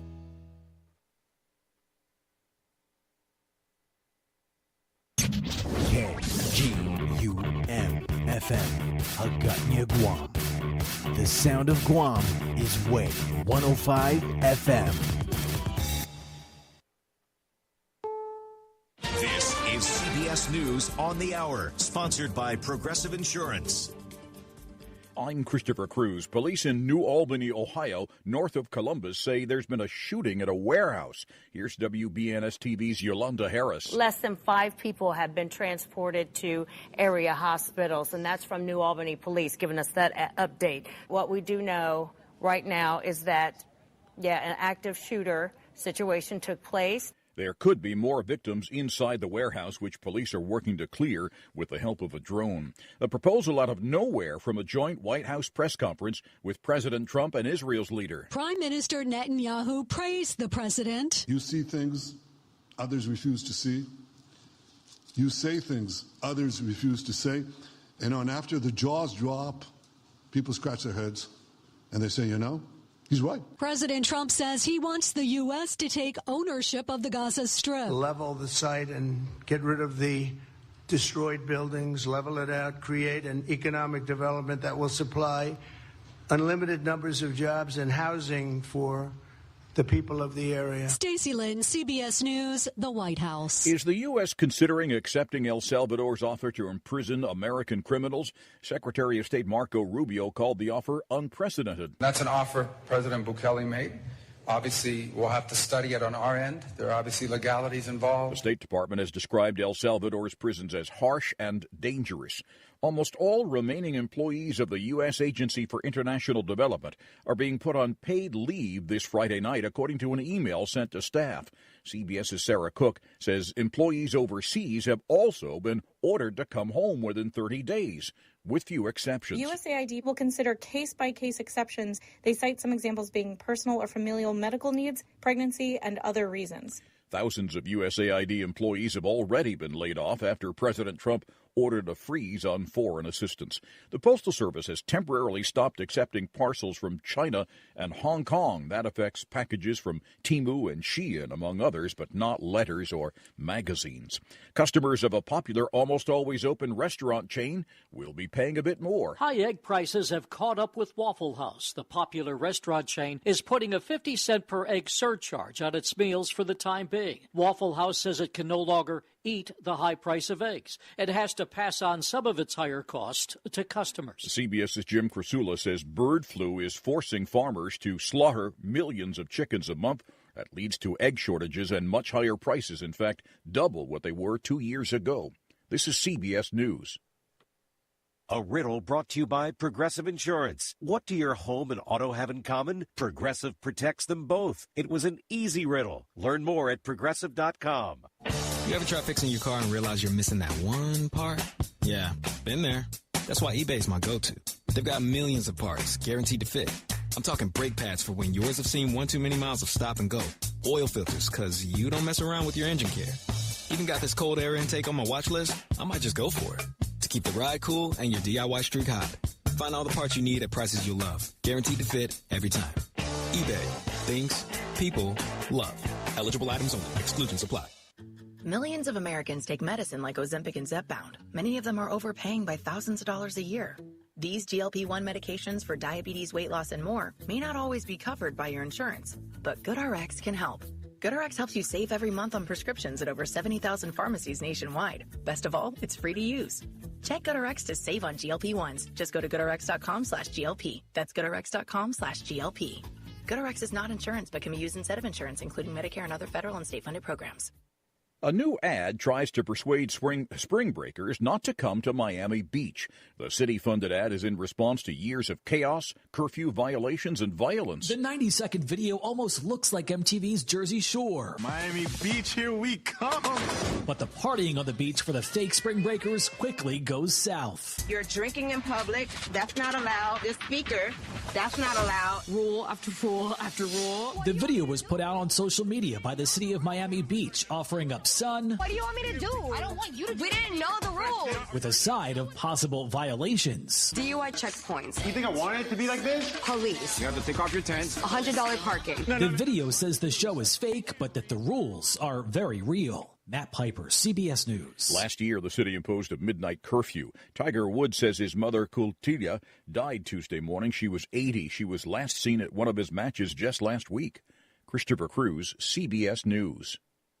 We all hear the radio ads about the IRS. They tell you to be afraid, to be scared, and they try to frighten you into calling. I'm not here to do that. Tax Relief Advocates is different. TRA is here to tell you that if you owe money to the IRS, whether it's $5,000, $50,000, or $500,000, we have a solution. It doesn't matter if you're sitting in your car, at work, or with your kids. No matter where you are, call now. 800-497-0593. Don't lose hope. TRA can eliminate or reduce what you owe to the IRS. Generous programs are now available that can give you a fresh start. Our passion is taxes and helping individuals fix their IRS problems. We have over 1,000 5-star reviews on Google and an A+ with the Better Business Bureau. You don't need to be afraid of the IRS any longer. End your tax nightmare today by visiting us online at TRA.com or call 800-497-0593. That's 800-497-0593. Tax Relief Advocates. Real solutions for real people. I'm Larry Magid with the Connect Safely report.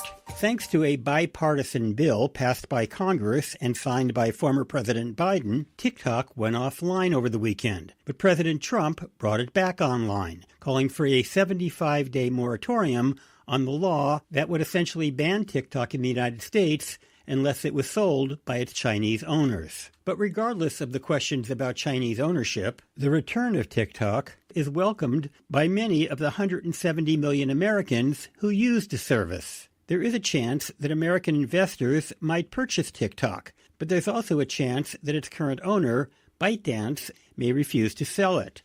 I'm not too worried about the future of TikTok because I'm pretty sure something's going to get worked out. There's much at stake for users, businesses that depend on TikTok, and powerful forces that want to see it stay. With the Connect Safely report, I'm Larry Magid for CBS News. Planning to spend a few hours at your local Starbucks? Bring your wallet. I'm Brian Van Miller on business. About 7 years ago, the world's biggest coffee chain began doing something some people called highly unusual. It allowed non-paying guests to sit and stay a while or use its facilities. That all changed about a week ago when Starbucks announced it's reversing its open door policy in all company-owned North American stores. According to the updated policy posted online, people who enter the business must order something from the menu to hang out or use the bathroom. That wasn't the only update to the rules. The new code of conduct will also ban any form of discrimination or harassment, consumption of outside alcohol, smoking, vaping, drug use, and panhandling. A spokesperson for the company said the change is designed to prioritize customers who pay. They say by setting clear expectations for behavior and use of their spaces, it creates a better environment for everyone. No word on how exactly the policy will work. Some people spend hours in a Starbucks working on their projects. Does that mean multiple orders? Brian Van Miller, CBS News. Here we go. Half a day, everybody, and welcome to the 5 o'clock hour here on the Bright Side. We're going to go ahead and start it off by taking a look at your real deal traffic to see what's going on there. 5 p.m., you know what that means. People are getting off and people are ready to head on home. Well, let me give you some traffic updates so that you can prepare for the commute. Let's see. So right now, it's not heavy traffic anywhere, which is really great to see. Although you can already notice some buildup in the Barragata Triner section, but it's more so for those who are coming from the Mongmonto to Maiti area, headed towards the Barragata Triner section, where you would find some traffic. Barragata Heights, that traffic is still there, and I know it can start to build up even as we continue into the 5 o'clock hour, so you can expect traffic to build up there. As well as Airport Road, the traffic did kind of grow here.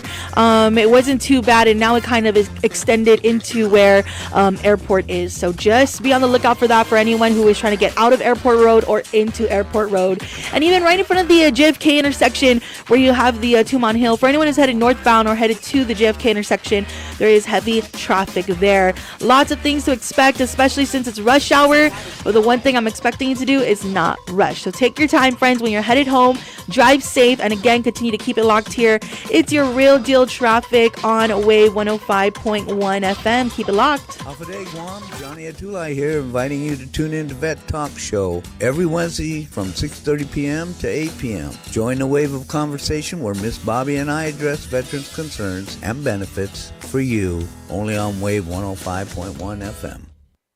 Don't forget to check out our friends at GTA. They are doing some amazing things. Be sure to go ahead and check them out. They want to talk fiber with you. GTA Fiber, that is a revolutionary technology that will transform the way you experience the internet.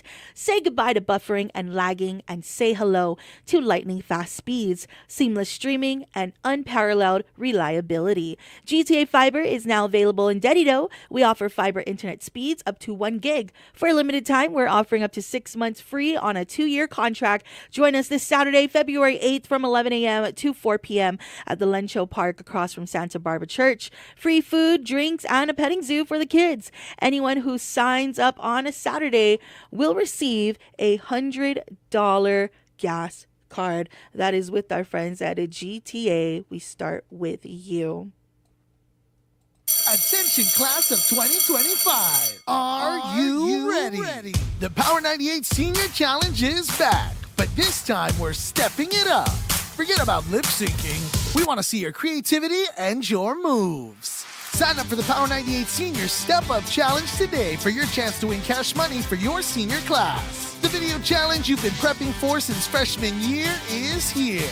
Email Kyle at power98.com now for more details. The Power 98 Senior Step Up Challenge is presented by Domino's Pizza, the Aganga Shopping Center, GTA, the Guam Army National Guard, Wave 105.1 FM, Route 99.5 FM, and the station powering the best days of your senior year, Power 98. The views and opinions expressed in this show are that of the show host, guests, and callers. They do not necessarily reflect the views and opinions of the staff and management of Wave 105 FM, Glimpses Media, or any of our partners. As we strive to provide quality, respectful, and engaging content, we welcome you to participate in the conversation. Thank you for tuning in to Wave 105 FM, the sound of Guam. Enjoy the show.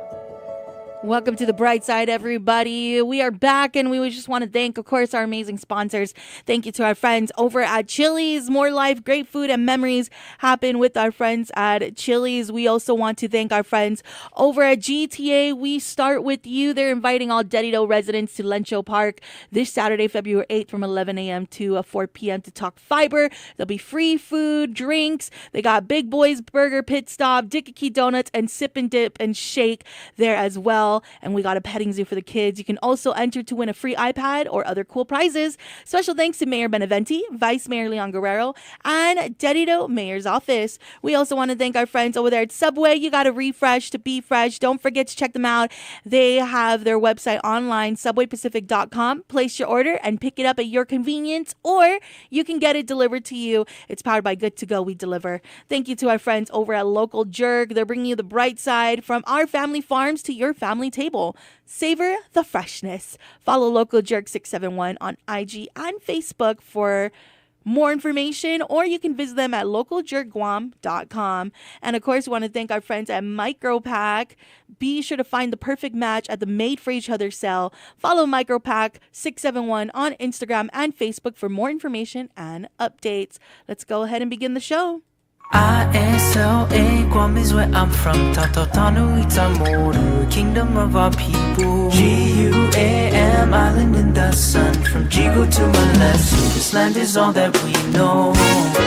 Welcome back, the Brightside, right here on Wave 105, 5:13 in the afternoon. It's 5 o'clock rush hour, right? So if you're joining us, you just jumped in your car, welcome to the show. Otherwise, if you still got a laptop in front of you, it's thewave105.com or our YouTube channel, Wave 105.1 FM Guam. Biba Metkalis. All right, I want to thank Senor Cody Lezama once again for providing us that very vital program. And I thank him for making the time to come here every Wednesday in the 4 o'clock hour to just have a fluent Chamorro program, right? And so we'll continue to do that as long as he's available to do that. And so while he was, I was listening, and I was also gathering more information on ICE possibly being in Guam, right? Because Newsweek has reported that they were here, and there's a photo January 31st of them conducting some kind of investigation in the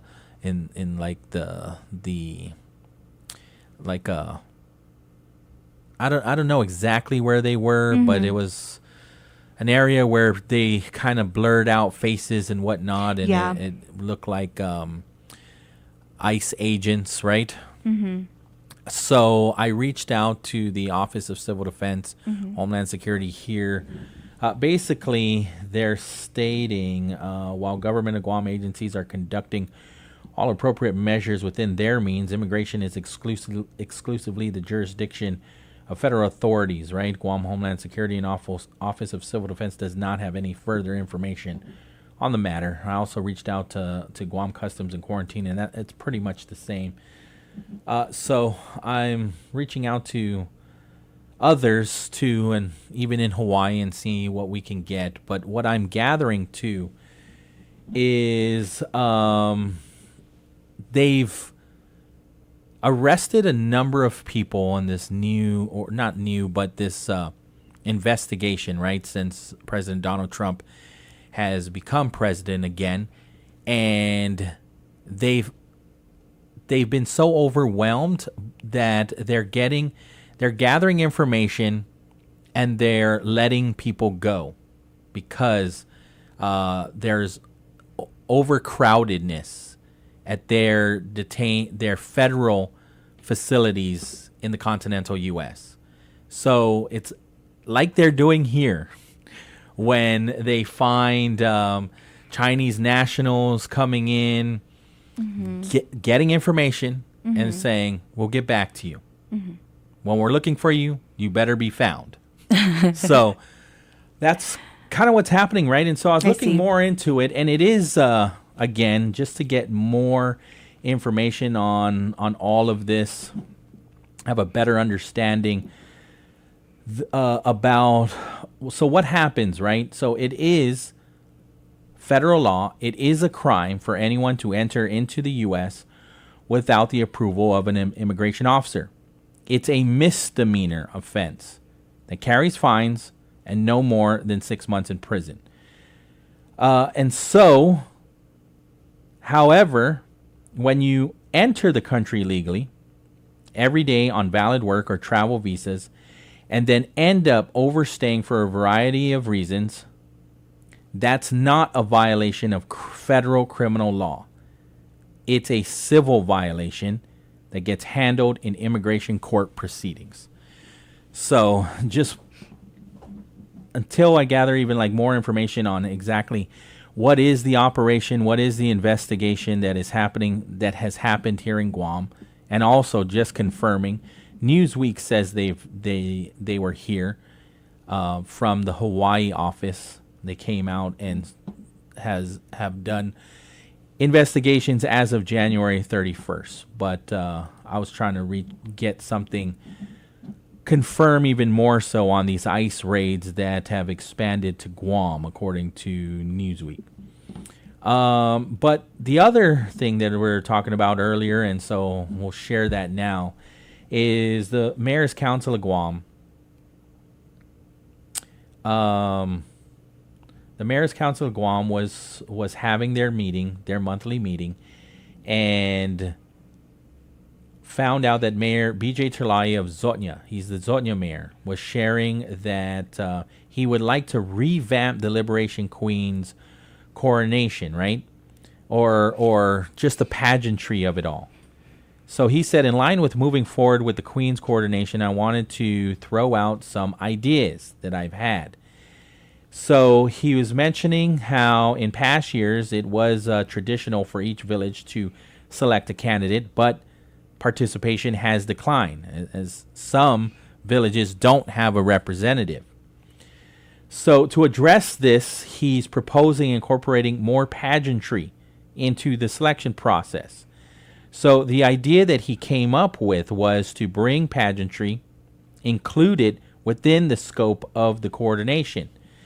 50% will be based on tradition when we include judges into the system, right? To announce the who would be the Liberation Queen, because how it works right now is whoever fundraises the most, whoever sells the most raffle tickets wins.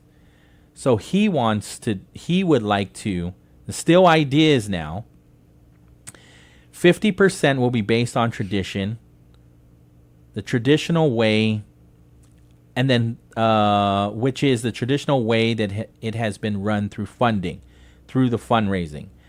And so that 50% can then be divided. So a quarter of the funds would go towards the candidate, because, the candidate and her family is doing all the work, right? A quarter can go to the liberation itself, like the parade and whatnot, or the memorials that happen before the parade, and even after. There's a few that happen after. A quarter will go to a charity of choice, and then a quarter will go to the sponsoring village. The remaining 50% to win as the Liberation Queen would be determined by a pageantry criteria.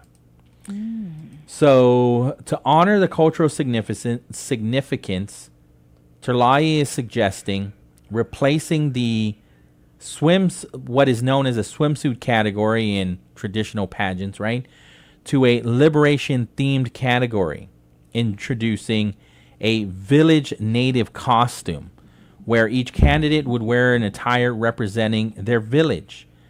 The pageant would also include an evening gown portion and then a question and answer session.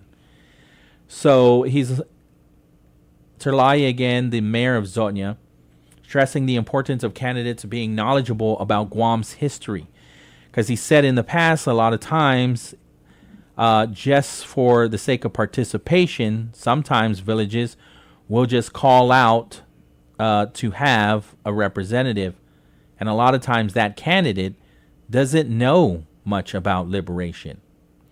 So by doing it this way, a candidate would serve as an ambassador to the island, or ambassadors to the island, because everybody that would join too would essentially be princesses, and then you'd have one queen.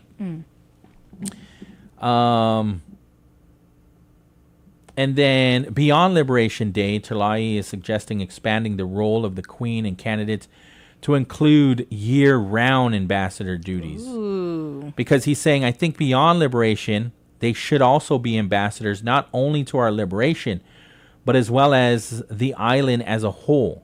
This could include working with Guam Visitors Bureau for promotional events and participating in educational programs in schools, especially during Mes Tomorrow. And this would also be a way to boost participation, he said. So he's proposing opening the competition to mothers, and which would still be in the range of 18 to 35 years old. So right now, you can't be a mother. You can't have a child in order if you wanted to run. So instead of limiting candidates to one per village as well, he's suggesting that they allow multiple candidates per village, opening the competition island-wide. This can still be optional for different villages because he said, I know some villages will opt not to participate, and that is okay. But this would allow for one, like the president of the Mayor's Council of Guam has acknowledged before, that he encourages 100% participation, right? So maybe you're not going to get all the villages to have a representative because that's how it is now. Not all villages have a liberation princess. So it would increase the amount of participation, though, when, Santa Rita Sumai is like, I actually got 4 people that want to represent Santa Rita Sumai. Let all 4 go in, for example. So he's addressing also the cost concerns. Well, I don't know if we need to get into that because he was also talking about the Queen's float and possibly having the governor pay for that. And there was a little bit of joking back and forth on that. You have to watch because it's almost kind of like I suggest the governor pay, and then the president, Mayor Jesse Alex, like, well, we're not just going to tell the governor to pay for something. So it was a little bit of just joking back and forth. But again, regarding the restructuring of the Liberation Queen selection process, Mayor Alec is all for it. He said he says this could be something. And because they do need to address increasing the candidate participation. He said, I appreciate the effort that you've taken so far to discern the best way to include more young ladies in the program or in the pageant. So Alex supports the idea of allowing multiple candidates per village, emphasizing inclusivity, saying it's not limited and anybody and any amount of ladies who meet the criteria could join. An understanding that they didn't make the vote right then and there, right? And I think really what's happening at this point in time is they're just supporting all ideas. The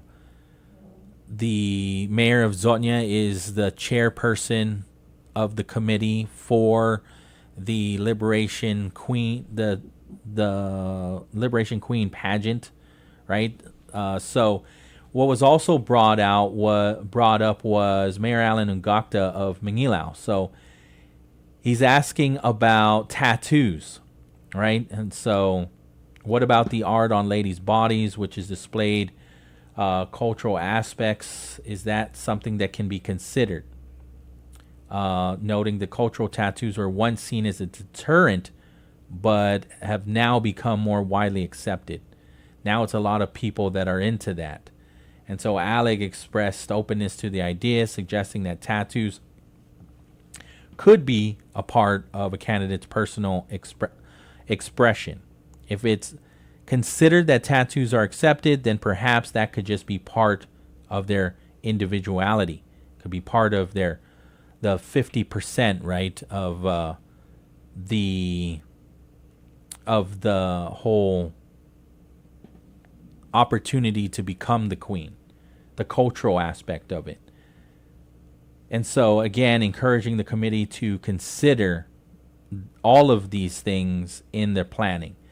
Mayor Louise Rivera of Tamuning, she's the Tamuning mayor, just wants to make sure that she's also part of the planning committee. She wants to participate in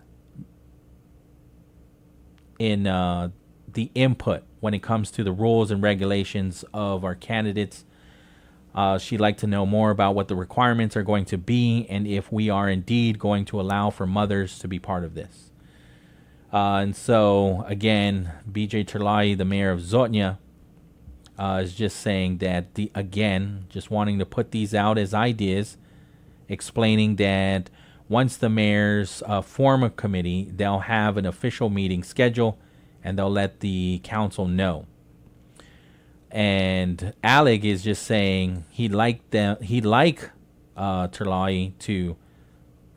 to move on this quickly, considering the timeline, right? So he said, I think you need to proceed because it's going to be March by the time we meet again.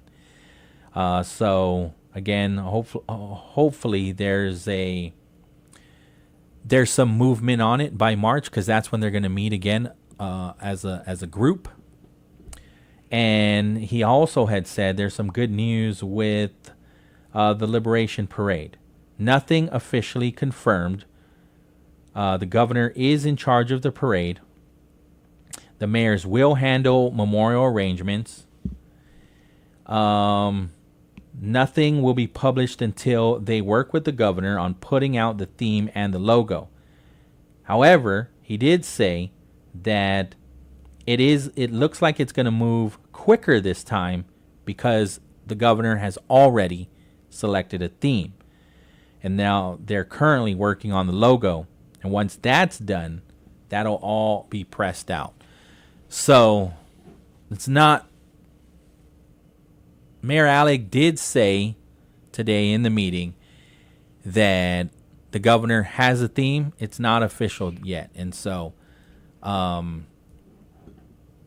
it just wouldn't make sense to be like, what's the theme? Because it could change still. There's still a possibility that it'll change. So we'll wait on when all of that gets finalized. And usually when they announce the theme, it gets announced with the logo. And so that's, things are just moving fast. We're already in February.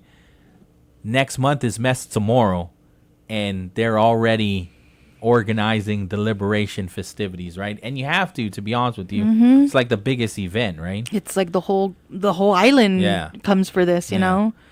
I'm also wondering too, because with the Department of Defense, how the letter came out with the Secretary of Defense saying no more DEI events and whatnot, right? We're not going to be using our resources and our assets, and nobody's attending in uniform to these native, the Asia Pacific events, honoring Asian Pacifics in the Pacific Islanders in the military. No more Black History Month events, that are organized by the military. So what about when they go to the Liberation Day parades? Can they march in the parade? Will they be marching, right? Can they march in the parade? That's a good question, Pauly. Can they attend our memorials? Can they go to Mes Tomorrow? So I would say yes, just on the fact that this is history. It's part of American history, too. It's Liberation Day. Why? Because the U.S. military, the U.S. Marine Corps, liberated the people of Guam, right? So just on that part, I would say yes. But, if it's honoring, people's ethnicities, which is tomorrow, I don't know. 5:32 in the afternoon. We will take the break. On the other side, there's a couple other things, too, that we didn't even touch yet. So we can get into that and whatever else you want to get into, right? 671-922-1051 or 1052. All right, ladies and gentlemen, we're taking another look here at your rush hour traffic to see what's going on out there on the streets of Guam. Again, it is rush hour. People are already making their way home, if not just getting into the car. Half a day to you. Let's go ahead and take a look again at the streets to see if anything has changed, if any traffic has built up while we were gone. For anyone who's traveling through the Sinahanya area, it's actually more so traffic for those who are coming from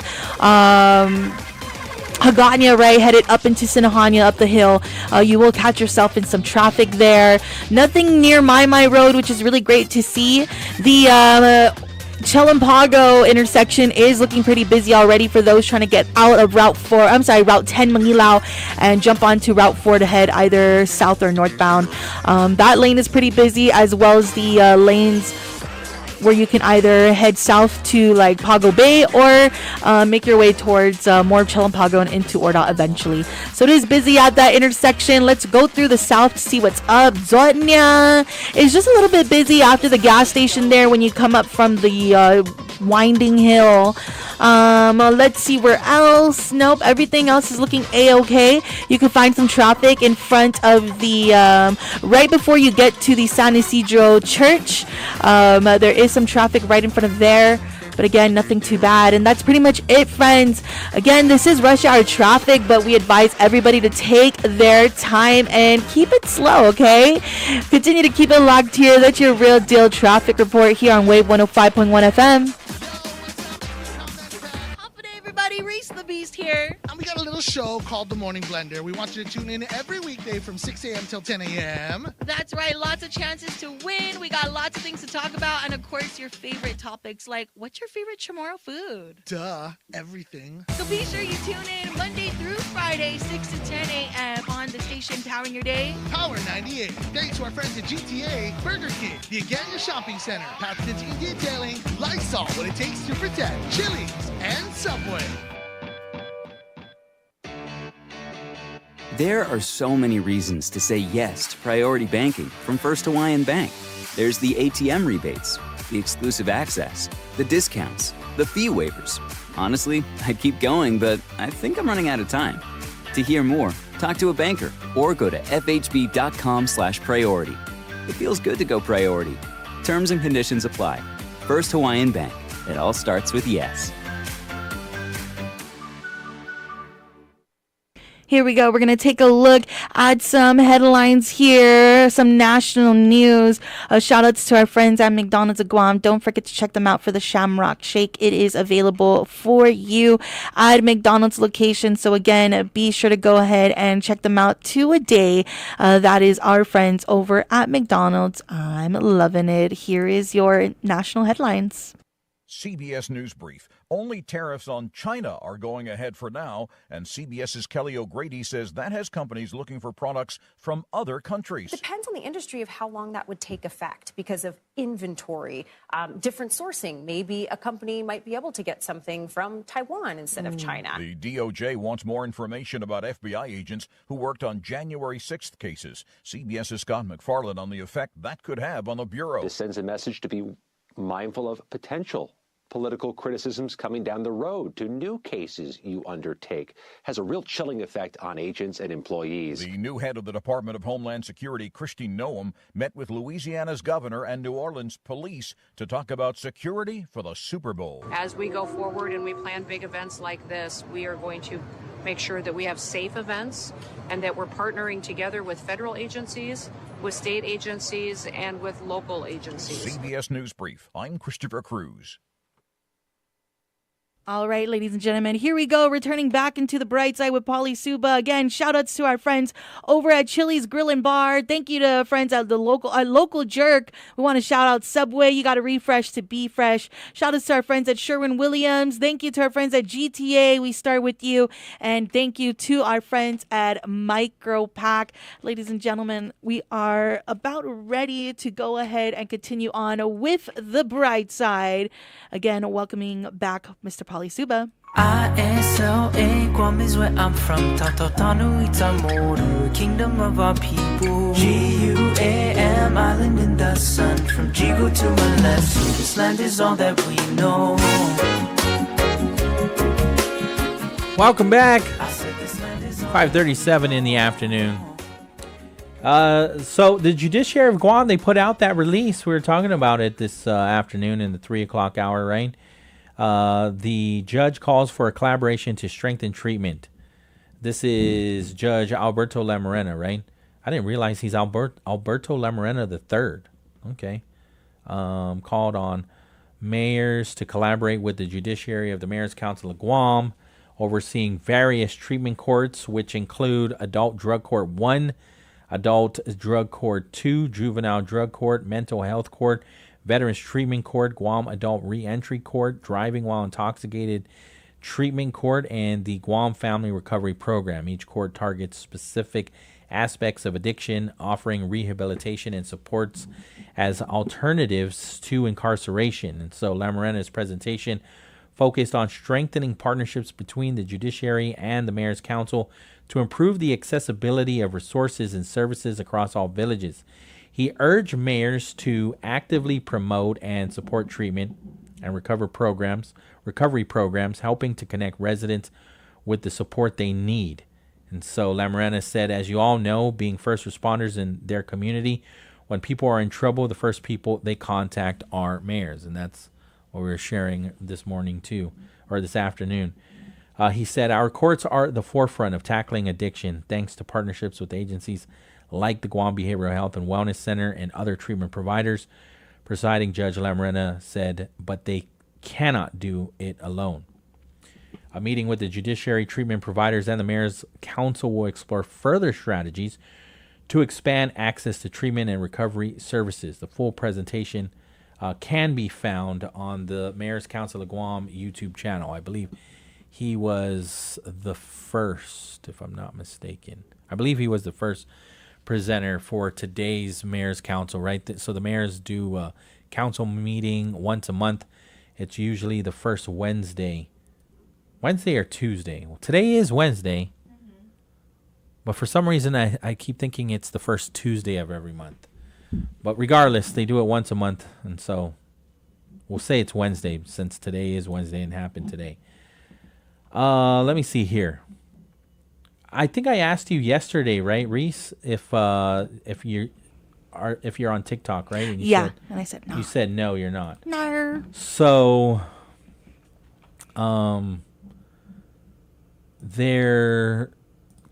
President Trump's thinking of doing these. Before we get to that, the U.S. Postal Service suspended incoming parcels from China and Hong Kong like 2 hours ago. That's when the release. So do you do Temu? Not anymore. Well, you're not going to do it at all now. Did they change their carriers or something? No. Or their mail? Through the U.S. Postal Service, they suspended incoming parcels from China and Hong Kong. Oh, I see. Until further notice. So is everything that we have right now going not like? It's been suspended. What if it was made in China, Pauly? Yeah, suspended. Anything incoming from China and Hong Kong. We have to return all this equipment. Been suspended. Well, it's here now, so you're good. No. Yeah, I understand that. Man, crazy. Yeah. So the Postal Service did not say why it was suspending incoming parcels. Okay. But among Trump's measures against China are a broad-based tariff on imports and the elimination of the duty-free exemption for low-value packages. The suspension, which took effect immediately, appears that it is related to the tariffs and is expected to have significant impact on U.S. consumer orders from retailers, including Amazon. In 2023, U.S. government reports that 30% of small packages coming into the U.S. were from two Chinese e-commerce companies, and they are Shein, right? Shein and Temu. The U.S. Postal Service declined to answer further questions. So, that's interesting. Temu and Shein, I think my wife would be more upset than me at this point. Well, I know Shein, actually, they stopped shipping to Guam a while ago. Yeah. And I think they said it's because I guess, and that's why I was asking if they like switched, I don't know if the word is carriers, right, for the postal service. But I think I was reading somewhere that they changed to USPS or something like that, so they weren't able to. But anyway, yeah, I think a lot of people are going to be upset now because Temu, and I know a lot of people that use Temu. Yeah. I know a lot of people that are waiting for their orders. So I wonder what will happen. I mean, I'm pretty sure if they're going to hold it for such a long time or pause it, they would have to get them refunded. Right. So I wonder what that protocol or process is going to be like. Because imagine, I'm just thinking of Guam, but then now I'm thinking like the rest of the world also is on Temu. We were talking to Frank yesterday, right? And he's correct on a lot of the issues as far as labor force. Corporations are looking to China to offset the cost for labor. Like, you guys make our product, right? Because the workforce would be cheaper there. Labor costs would be cheaper there because, they're not paying that. They're not paying. I don't even know what the minimum wage is, but it's definitely not $9.25 in there, right? So, it's going to be interesting to see how this all goes down with the tariffs and whatnot. But again, from the information that I'm gathering, it's really to advocate for more American jobs. So you have a choice. Okay. You can buy the Chinese car with an added price to the Chinese car because the tariff is on it now, or you can buy the American-made car that's cheaper because there's no tariff on it. And then the companies are going to say, you know what? We should just start investing in the American factories, build more of those, create more jobs, and have them Americans working in those jobs. Now, yes, you're going to have to pay more because there are wage laws. So, yes, your product will probably be more. But it's one of those things, too, that you argue. Like, I argue all the time for a living wage. And so if I want a living wage, then all Americans should deserve a living wage. And you should have there should be more jobs out there that can provide you that. And also more jobs that have a skill. So that way people can get into an industry that is thriving, that that it will be here in 50 years from now, that industry will be here 100 years from now. So that way you can work through that industry and make a living for you and your family and put groceries on the table. So I see both sides of it, but when it comes to the tariffs forcing companies to invest more in jobs in America, then I'm all for that. Also, so we know that Trump is saying crystal meth, or not necessarily crystal meth, but fentanyl is coming from China, and it's coming in from Mexico, Canada. And so he's saying, stop shipping in all of this fentanyl that is hurting our people, Americans. So they need to do a better job of infiltrating all of that on their end. And then maybe those tariffs will go down. The argument with Mexico is stop providing weapons to the cartel. So there's that too. So again, it's I see both sides. It cuts both ways. So Donald Trump is also trying to create he's trying to see how they can start funding within themselves internally to possibly buy TikTok. And there's more and more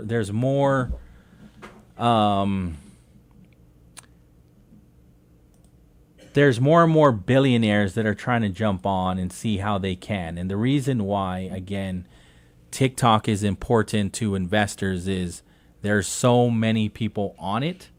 There are so many people making money on it too. People are not just investing in TikTok, but investing in companies that are on TikTok. And these companies too, Fox they've already created content. Like every minute they're pushing out their content on TikTok too. Fox is doing it, CNN is doing it, traditional news is all over it now. So all the big media has and this is after the ban, even more than before the ban. They are pushing out their content in TikTok to the point now where there are people that everything they love about TikTok, they're hating it. They're hating TikTok because it's not the same. I just don't press the button. When Fox comes up, don't press the button. Don't like it. When CNN comes up, don't like it. When anything, even ESPN, as much as I want to follow basketball, ESPN, NFL, don't like it. Just scroll up or you don't want to see it no more. Block it. Because what that does is it creates a very organic algorithm where I see the people that I want to see. Blocking commercials every time it asks, was this ads? Is this video that you're looking at trying to sell you a product? Yes. Even if it's news, I put yes. Because I don't want to see it. That's not why I'm on TikTok. I'm on TikTok to escape from the news, to laugh, to watch puppies, and watch how dogs are finding their owner after being lost for days. Like, that stuff makes me emotional.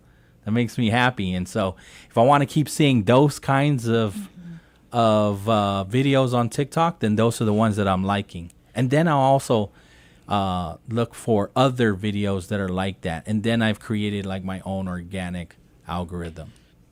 Yeah. Let's see here. So, like I was talking about with the migrants that have been arrested through ICE, right? I'm still waiting to see if I'm going to get anything from the Hawaii office, response from an email as to what the investigation is looking like here. And I'm sure I'm not going to get that. To be honest with you, I'm going to ask, but I don't know if it's going to get a response. But even where can you confirm that you're here, I'll take that. But so what we're hearing on Reuters, as far as what they're calling the largest deportation operation in American history, some of those migrants that have been rounded up by the Immigration and Customs Enforcement, ICE, are now currently being released back into the country due to space constraints. Migrants were freed from Immigration and Customs Enforcement detention and put on monitoring programs in spite of Donald Trump's push for more arrests and deportations since his swearing in. And so the ICE detention facilities are lacking enough space to carry out a program of the scale that Trump envisions. The Trump administration has plans in the works to ramp up detention capabilities and increase the number of deportations it can carry out. Just last week, the president announced a plan to turn Guantanamo Bay Detention Center into a migrant holding facility with up to 30,000 beds. President Donald Trump said most people don't even know that we have 30,000 beds in Guantanamo to detain the worst criminal illegal aliens threatening the American people. Let's see here. So again, Newsweek, they were the ones that first reported. I think they're the only ones, to be honest with you, that have reported that they were here in Guam. Operation in Guam was carried out by officers from HSI Enforcement and Removal Operations and the United States Marshal Service deputies on January 31st. There's a photo that was shared by HSI Honolulu showing officers appearing to apprehend immigrants in an alleyway with some individuals sitting on the ground, and then so they blurred out their faces. And that's pretty much it from the story. They kind of just talk a little bit about the history of the arrests, the Biden administration, on how they have conducted their investigations. It states that arrests and immigration detainers issued to local law enforcement holding known illegal immigrants have risen under the new administration. However, daily activity was not regularly published under the Biden administration. Some experts have said that the numbers are not necessarily that different. Before a handful of posts in the past week, the HSI Honolulu's X account, formerly Twitter, has been dormant since July 2024. So all of a sudden, if you're following the HSI Honolulu X account, the last post was July 2024, and then on January 31st, you're like, oh, they posted something.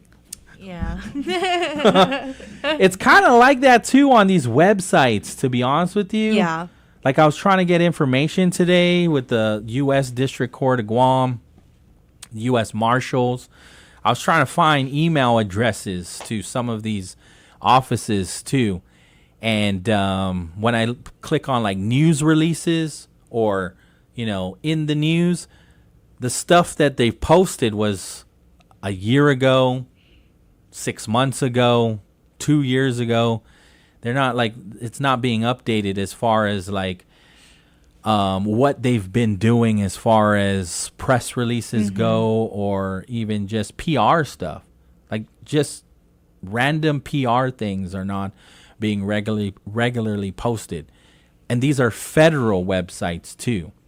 So, and so it was kind of a challenge to look for these email addresses, and I was able to get help from individuals that like said, here's the email, because so even like Gita, I'm trying to get a hold of an executive because I want to learn more about tariffs. So I was like, what is the executive email? Yeah. And so on their website, it's like, what do you want?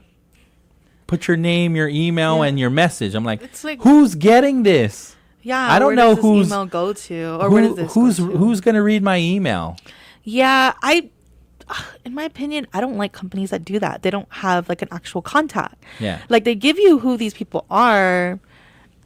But see, you don't have a direct email that's available on the website and if there is, it's not easily accessible. Right. Like it's Please not on make it accessible. It's not on the landing site. It's not on the homepage. Like it's like, so I have to. It's a treasure hunt. I have to.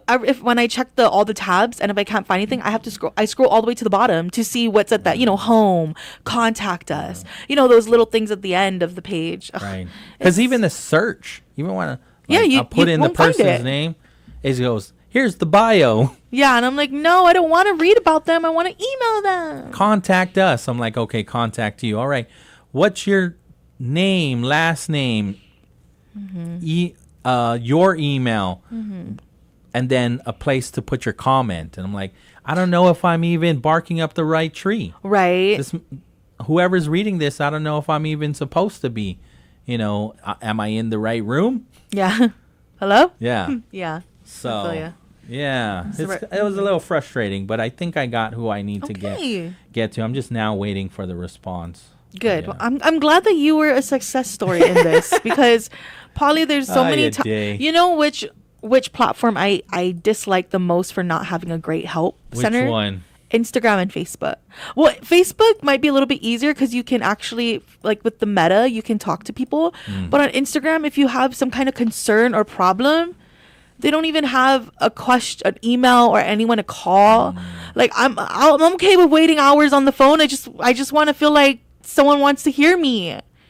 It's frustrating. So yeah, I've given up on trying to delete my profile. Wow. Because I don't know how. Oh. You didn't ask the kids, Pauly. I was like, I even went on, like, this is how you delete your profile. Oh, like you even looked it up and everything. I had to Google it. But, settings, delete profile, takes me there.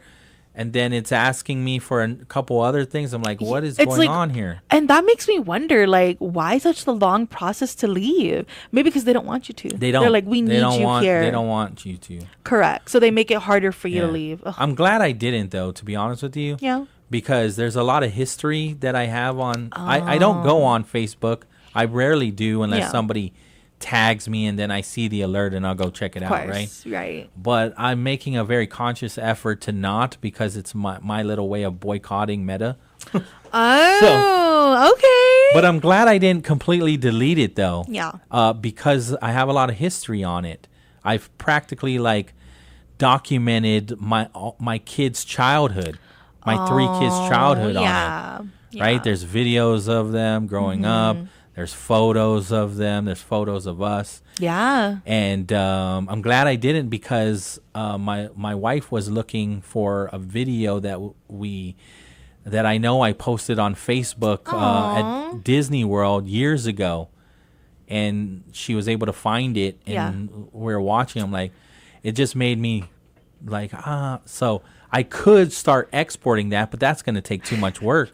It's like 20 plus years. Right. And then 20 plus years of all of that documentation. Pauly, you're going to just have to take a whole couple days off for that. Yeah. I'll just leave it. I'll just keep my profile and just, if you're wondering why I'm not responding to your Facebook messengers, is because I don't live there anymore. He's grown now. He left the house. He left the nest. Now he's on. Yeah. You're not on TikTok. I'm on TikTok. Yeah, TikTok. Yeah. And Red Note. And Red Note. I was going to say and Red Note. Oh, yeah. I haven't jumped on Red Note, but I heard you and Dice talk about it for a minute, and it seems pretty interesting. It's interesting. Okay. It's interesting. I'm not on there as much anymore since they unbanned TikTok, but I haven't deleted it yet, so obviously the Chinese spies are listening to us still. That's right. Hey there. And then DeepSeek. I haven't downloaded that, but there could be fines if you download it. They're working on that one. They're very concerned about DeepSeek. I had someone who mentioned that they did try DeepSeek, and I think they asked them something, and it was very almost like it's their chat GPT. Yes. Sorry, I know we're going a little long, but I know Vet Talk is on at 6:30, right? So yeah. It's not like you're going anywhere. Thanks, Pauly. You're not. I'm here. You're not going anywhere. That's right. Nowhere. So we're KGUM FM in Hagåtña, Guam. DeepSeek download to be criminalized in U.S. could mean 20 years in prison. Yeah, and so this is MSN. So a new introduced bill. By the way, I love this guy, Senator Josh Hawley. He's a Republican. So he is a champion for downwinders, for radiation survivors, Pacific Association of Radiation Survivors. So he is instrumental in trying to continue to push RECA in Congress, in the Senate.